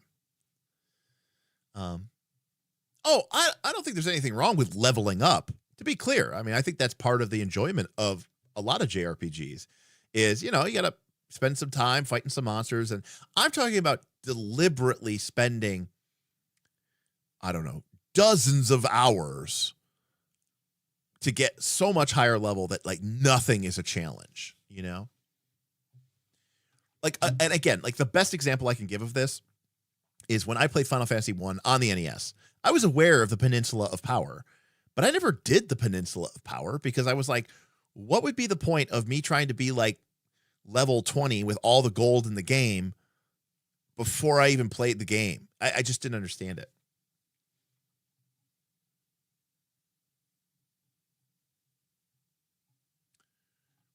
I guess I view it as a way of cheating in a weird way. Gotta beat Final Fantasy on level 99, break damage limit, every hit doing 99999, all summons. Otherwise, what are we even doing here?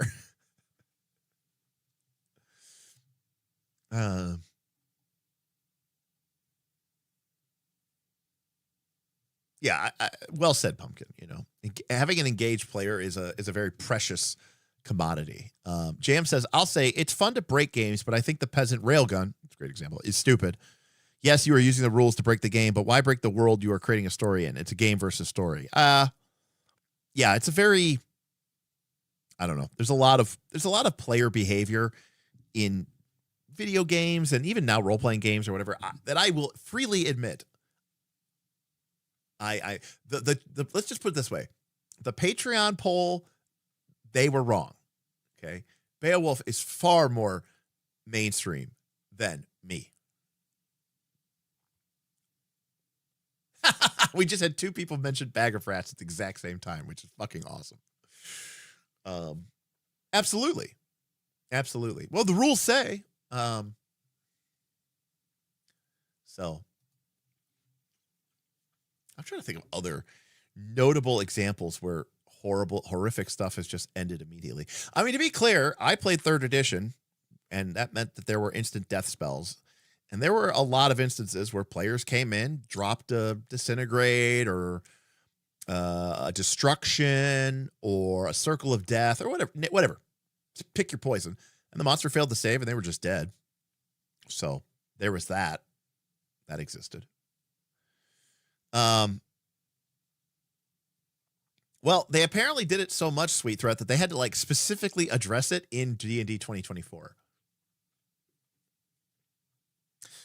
I mean, that's a good point, Davi. I mean, if your players are looking specifically for a tactical, cinematic, dramatic boss fight, then you are doing what you're doing good by them. So I'm right there with you. I salute you on that one. That would be such an awesome RPG, Pumpkin. Bag of Rats.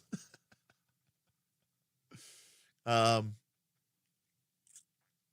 I've given stories before about, I had friends who like found exploits in MMOs and they like didn't sleep for 60 hours because they were like, I have to keep exploiting this until they fix it. I need to get as much exploitation as I can. Well, Cal, so something that we haven't seen yet, okay, in RPGs is a bag builder, right? Very popular form maybe like 10 years ago is kind of when they became big, but I don't know what games are using. It's been a while since I bought a new board game, I'll admit. But anyways, after deck builders, right, we had bag builders. So in this game, everyone builds a bag, okay? And you put different tokens into your bag, and then you draw from your bag, and your bag also has rat tokens. And if you draw a rat token, I don't know, something good happens or maybe something bad happens. I don't know. Something happens. We'll make it a bag builder. Pumpkin comes in with, ooh, I love bag builders.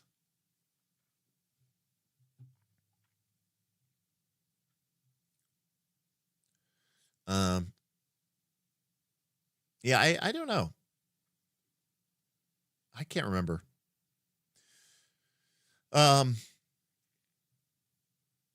Jams says, I'm one of those people who plays RPGs as the role. I was streaming BG3 and immediately people were telling me to min-max, but I have an idea of what I want and don't care if it's good or not. Yeah, respect that. I mean, but also too, it's a video game. Like, what are you gonna do? Try to beat the video game? Oh, you mean the video game that like millions of other people beat?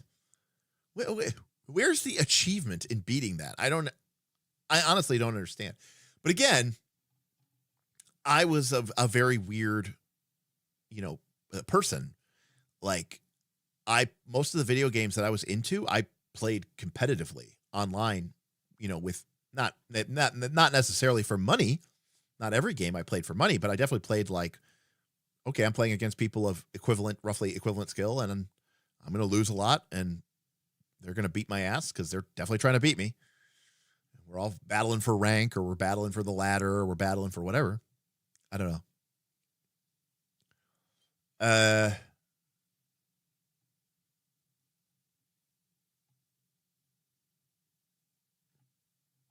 So in complete and honest truth, most single play,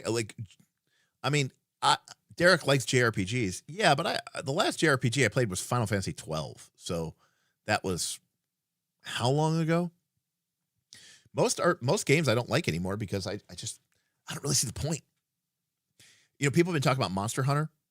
I pulled up a video of Monster Hunter Wilds World something, and I wasn't going to play the game, so I was just going to watch it.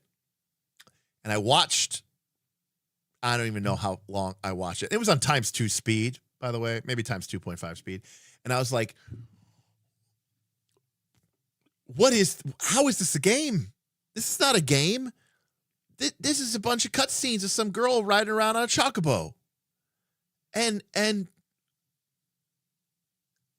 randomly doing a bunch of, you're not even hitting anything. Like, it's just, it's just playing the game for you. I don't even understand what we're doing here. It absolutely made no sense to me. Which is why like the only games that I like to play are games that like RTSs or builder games, SimCity and stuff like that. Again, if the cutscene is longer than like a minute, I'm turning the game off.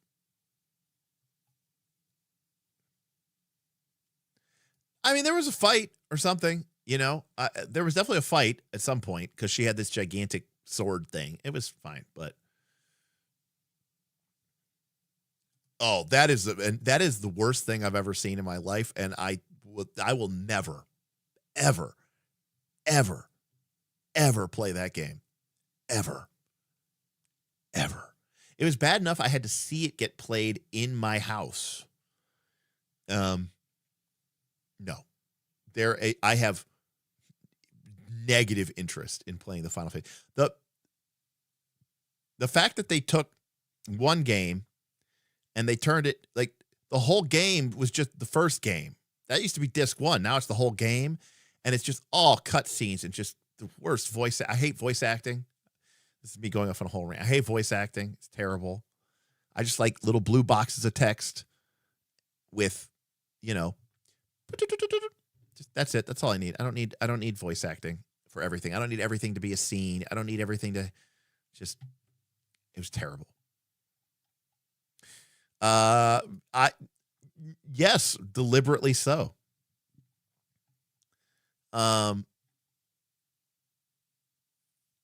Yeah, I was trying to pick with something a little bit more modern just to look at it, but yeah.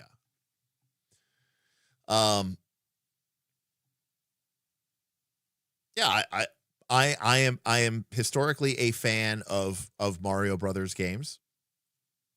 Like, not that I'm a speed runner, but if there was a game I could speed run without using hacks, it would be Super Mario World for Super Nintendo. I can beat that game pretty quickly because I know all the tricks and warp, you know, how to get through all the warp worlds and star roads and get to the warp world and teleport to Bowser's back door and all that other stuff.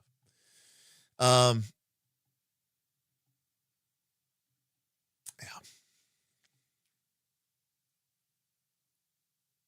Final Fantasy VII Remake's dialogue, especially the second ones, are really atrocious, both from writing and performative sides.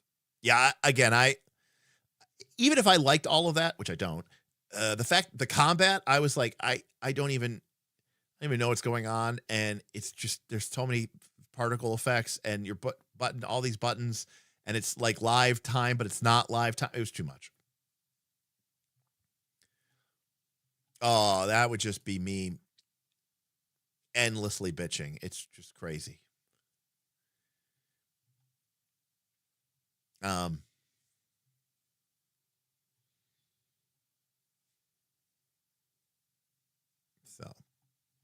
yeah, I don't know. It was, I mean, to be fair, that's not a knock on Final Fantasy VII. I'm sure I would also hate Final Fantasy 16 and Final Fantasy 15 and probably Final Fantasy 13. I didn't get a chance to play it. Final Fantasy 12 was the first Final Fantasy I played, but I didn't beat. I didn't play X2 because I didn't believe a Final Fantasy game should have a sequel. And I hated Final Fantasy X. So the last Final Fantasy I enjoyed, realistically, was 9. So there's that.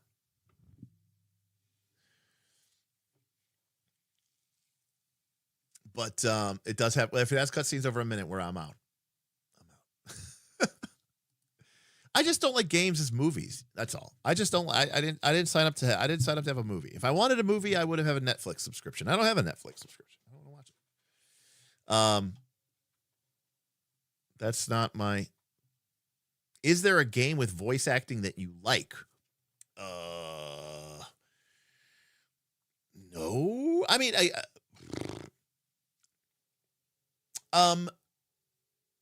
does Diablo count?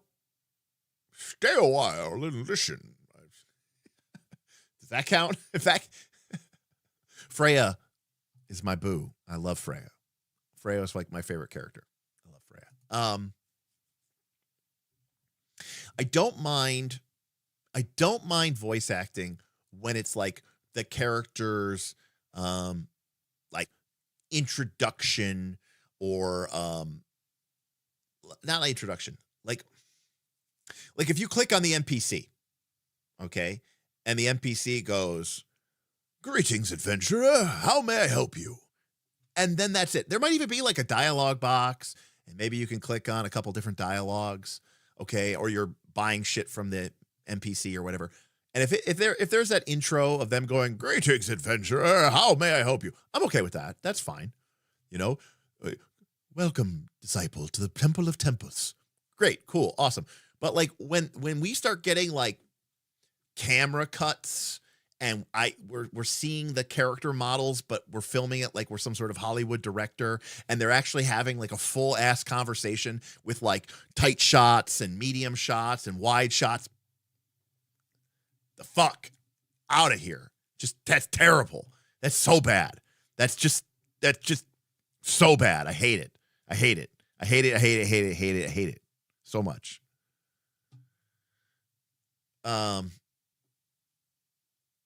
So much.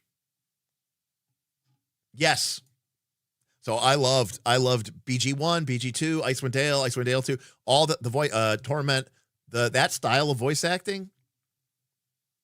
I like that. That was great. BG1 is great. Also, when you have a conversation in BG1, you're in this isometric view, right? You have your party of the NPCs, you're in the environment, and when you click on the NPC, you know, their dialogue box just appears in the scene. It doesn't like cut to a new, you know, "Well, hello, adventurer." And then you're just standing there and you got your dialogue boxes and you click one and they're like, "Well, that's very interesting.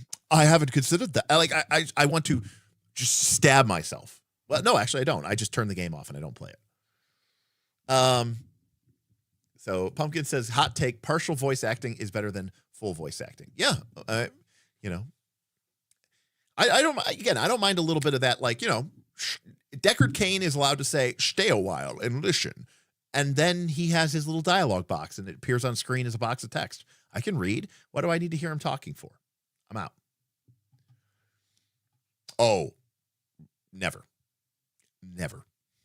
Watching Danny and Bob play that is bad enough. There are so many reasons why I wouldn't play that game, but yeah, no, I'm out.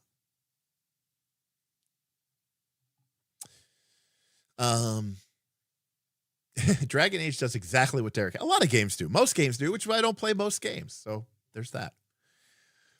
Oh, why do I hate voice acting?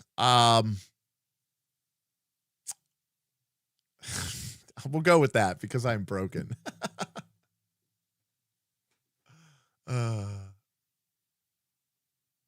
You know what? I did play Darkest Dungeon. That's probably one of the most recent video games that I've actually played. I saw the second one and it didn't seem as cool to me, so I didn't play it. But I did play Darkest Dungeon. I didn't beat it, but I did play it. I own it. It's in my Steam library. It's one of the 9 games or something in my Steam library, Darkest Dungeon. And you're absolutely right. It had very little like voice acting, you know. Like I totally was down for just like the occasional, you know, "A moment of madness, a respite against the dark." That's cool. You could say that. That's fine. We're not having a full ass conversation. You're just saying one-liners. You're just saying zippy one-liners. I like that. That's fine. Yeah. You've all giving a more nuanced answers. I'm here to play, not have a conversation. You know, some of the greatest games of all time were like Mario Brothers, and you know, you just jump on the Goomba's head and you jump on the Koopa Troopa's head, and Mario, you know, let's go. That's it. That's the only thing. That's the dialogue we need. It's a game. I don't know why is it got to be a movie? I don't like it. That's a big part of it. I don't want my video games to be movies. That's another. Movies should be movies. Video games should be video games, and I don't think the two should meet.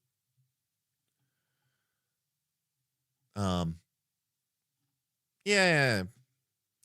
Shmee. It does for me. It's just annoying, and it just gets in the way of what I want to do, which is, you know, push buttons and do stuff. How about this? I wouldn't mind voice acting if the game had no dialogue or cutscenes. So you can have voice acting as long as there's no dialogue and no cutscenes. I mean, they were cool when I was like 8. I have a hard time imagining enjoying reading them now.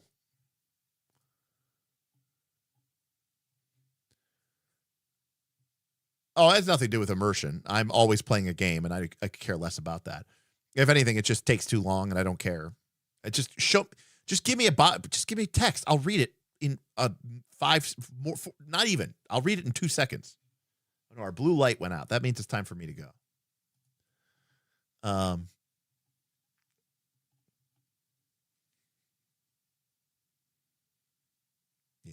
Again, a modern game that I'm likely to play would be like, well, it's not even a modern game anymore. It would be like City Skylines or Sim City or something like that. When I played Total War, Warhammer, which I liked, I didn't buy the third one. I've never played that one, but the first and second one, I skipped the campaign. I don't even know what it is about. I just played the open world sandbox where you just go and stuff. Oh.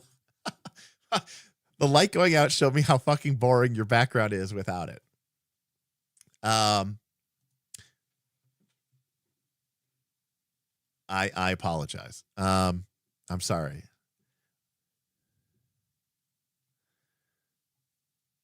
Yeah, 4X strategy games, as long as we don't have cutscenes and endless thing. If you're adding that to a 4X strategy game, what do you want? I mean, really what it comes down to is I don't play games. No, it was on battery, Kyle. It wasn't plugged into anything. Although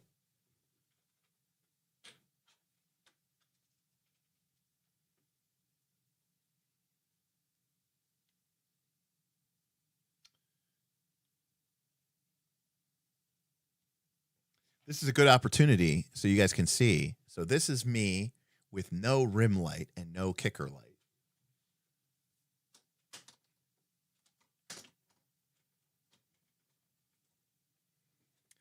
And that's me with a rim or a kicker light. So that's the difference that makes. I mean, obviously I don't have the grid on, so it illuminates the background a little bit, but you can see how it pulls me off of you can see on my fingers, it pulls me off of the thing here.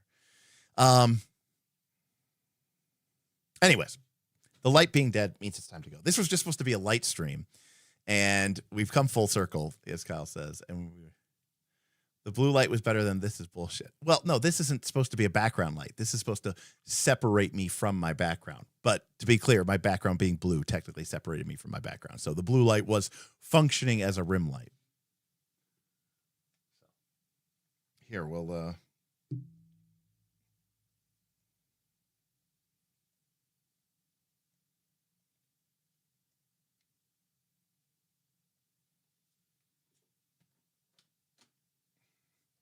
There. Now we have a blue kicker. you can see it on my face. We went from light streams to video game. Oh, now we're talking. Okay, all right. It's got to be from the floor, right? Of course, naturally.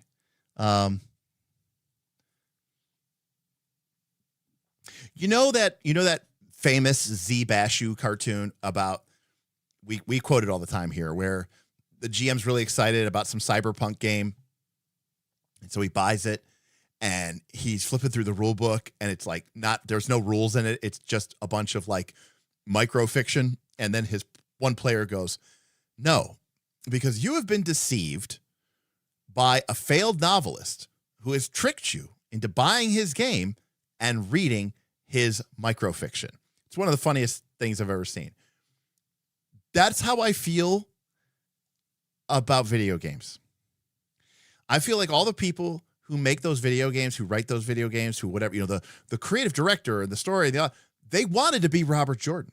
They wanted to be Brandon Sanderson, but they couldn't be. So they have tricked you into reading their microfiction because they wanted to be a novelist and they couldn't cut it. So instead, they write for video games.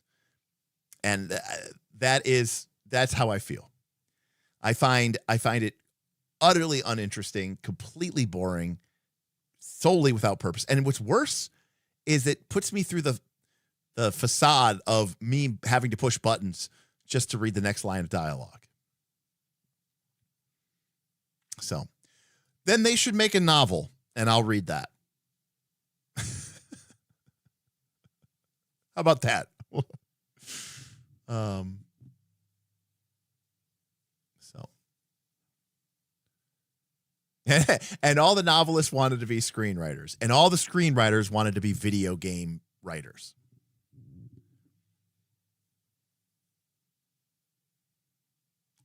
I don't really have much thought on fan fiction. I've never read it. I've never read it, and I've never wrote it, so I don't really care about it. I'm sure that those exist. Isn't that what what do they call it? The Dungeon Crawler Carl or whatever series that everyone's always talking about, as if it's like the second coming of Christ. Sounds terrible to me. Lit RPGs. Another thing that makes me want to shoot. Why people are just like, let a thing be a thing. Why can't video games be video games and novels be novels? Okay, why do we gotta just keep smashing everything together? I haven't bought it yet, Seymour, and I'll tell you why. Because I've had so much on my plate, I just haven't had time to get to it anyways. I've already got all this first look stuff. And honestly, I'm a little scared because I love the unicorn. And after the disaster that was the Dragon book, I also have not pulled the trigger yet. So I have not. I have no thoughts yet, except for what I just told you. DM Knucklebone says, because anime, and maybe, just maybe, that's the real answer, DM Knucklebones. Maybe the answer is all of this is because of anime.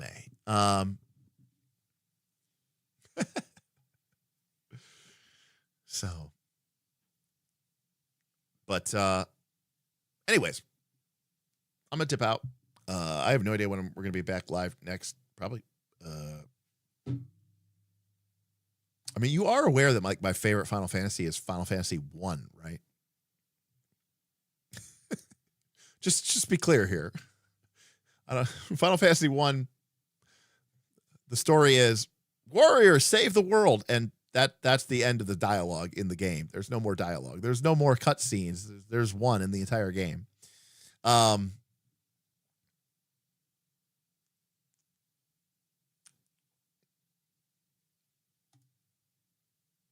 you want to give a good take to end the stream on for a change?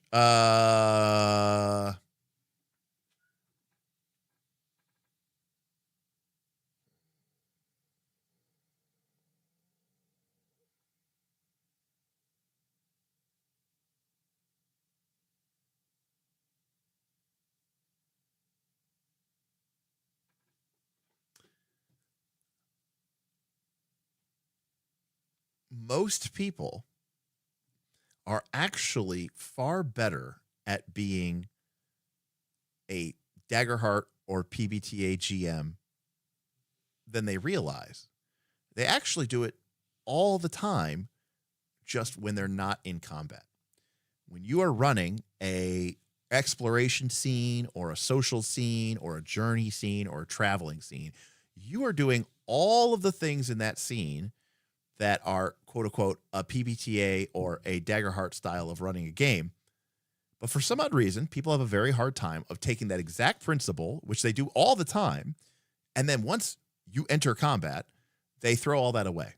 And I think that's one of the reasons why people are having a hard time with Daggerheart, specifically combat, is because they don't realize that the principles that they do already should just be applied there. Again, when you're in a dungeon and you're exploring, or you're in a town and you're investigating, there's no initiative order. You move the spotlight around, and the GM will occasionally make a move and tell somebody what's going on, or they'll react with the fiction. Someone will make a dice roll, and the GM will elaborate on the details, and things will move forward, and all this other stuff. All the stuff that you do. You do it all the time. People do it all the time. And for some odd reason, again, I'm willing to bet that like 95% in D&D officially, when you fail a check, nothing happens. But I'm willing to bet that like 95% of people, when they aren't in combat, if they were in town and they were looking around, someone says, "Hey, I'm going to make a, whatever, I don't know, 5th edition. I'm going to make a gather information check or whatever the game has, to try to, see if I can find some information about the docs." And then they fail the roll.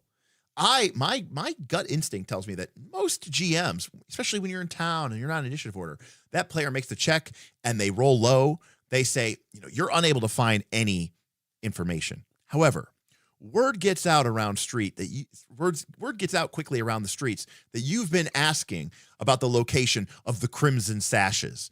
And before long, now people are looking for you, and people go, "Oh yeah, shit, that's a PBTA." Like that, you're just doing a GM move. But for some odd reason, people don't do that. They have a hard time. They do it all the time. And they just, when they're in combat or, something like that, then suddenly they don't do that. And they say, "Oh, it's so difficult." And I go, just do what you are already doing and do it in combat. So,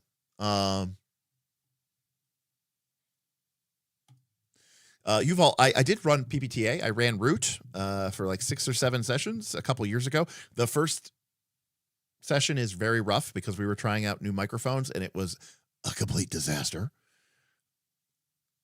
But halfway through, we take a minor break. We rip down all the old microphones. We bust out our old microphones, and then it's better from all throughout. So, but you can watch that. So there's that. All right, everybody. That was my take. At least it's a positive take. I think everyone's better than they think they are. So, what if all the information rolls are done by the GM in secret so the players don't know if it's true or false info? There's always that as an option as well. So, check it out. Yuval, we did a couple sessions. There was like a session 0 and a session 0.5 where we made the world collaboratively. So you can watch that. And then we play the game, and it's all good stuff. When are the 90s? Next week? ? I'm having the patrons nominate games, and so I'm going to create the rest of the nomination list, and then we'll have the 90s. So, all right, everybody. Well, thank you so much for hanging out with me tonight. Thank you. We had a couple folks come in here, and we had Cal, we had Davi, Casey Roberts, August 22nd to troll me more, and Simon Mago, who all dropped super chats and tips. So I really, really appreciate you for doing that. Again, this was literally just a late night. I was talking with patrons. I kept screenshotting lighting setups to my patrons, and I said, "This is stupid. I'll just stream and let them see what is going on live." So as some of you may be aware, we are working on some various options for the lighting setup for the future. Right now, the lights are off. Last thing, again, we're still working on stuff here, but there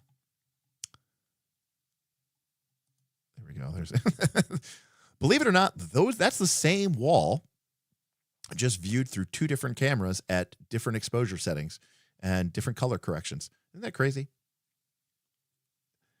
Cameras are wild. Everybody, well, I'll see you when I see you. Of course, if you're a member of the Patreon, I love you. I'll see you soon. We'll be on there tomorrow for sure.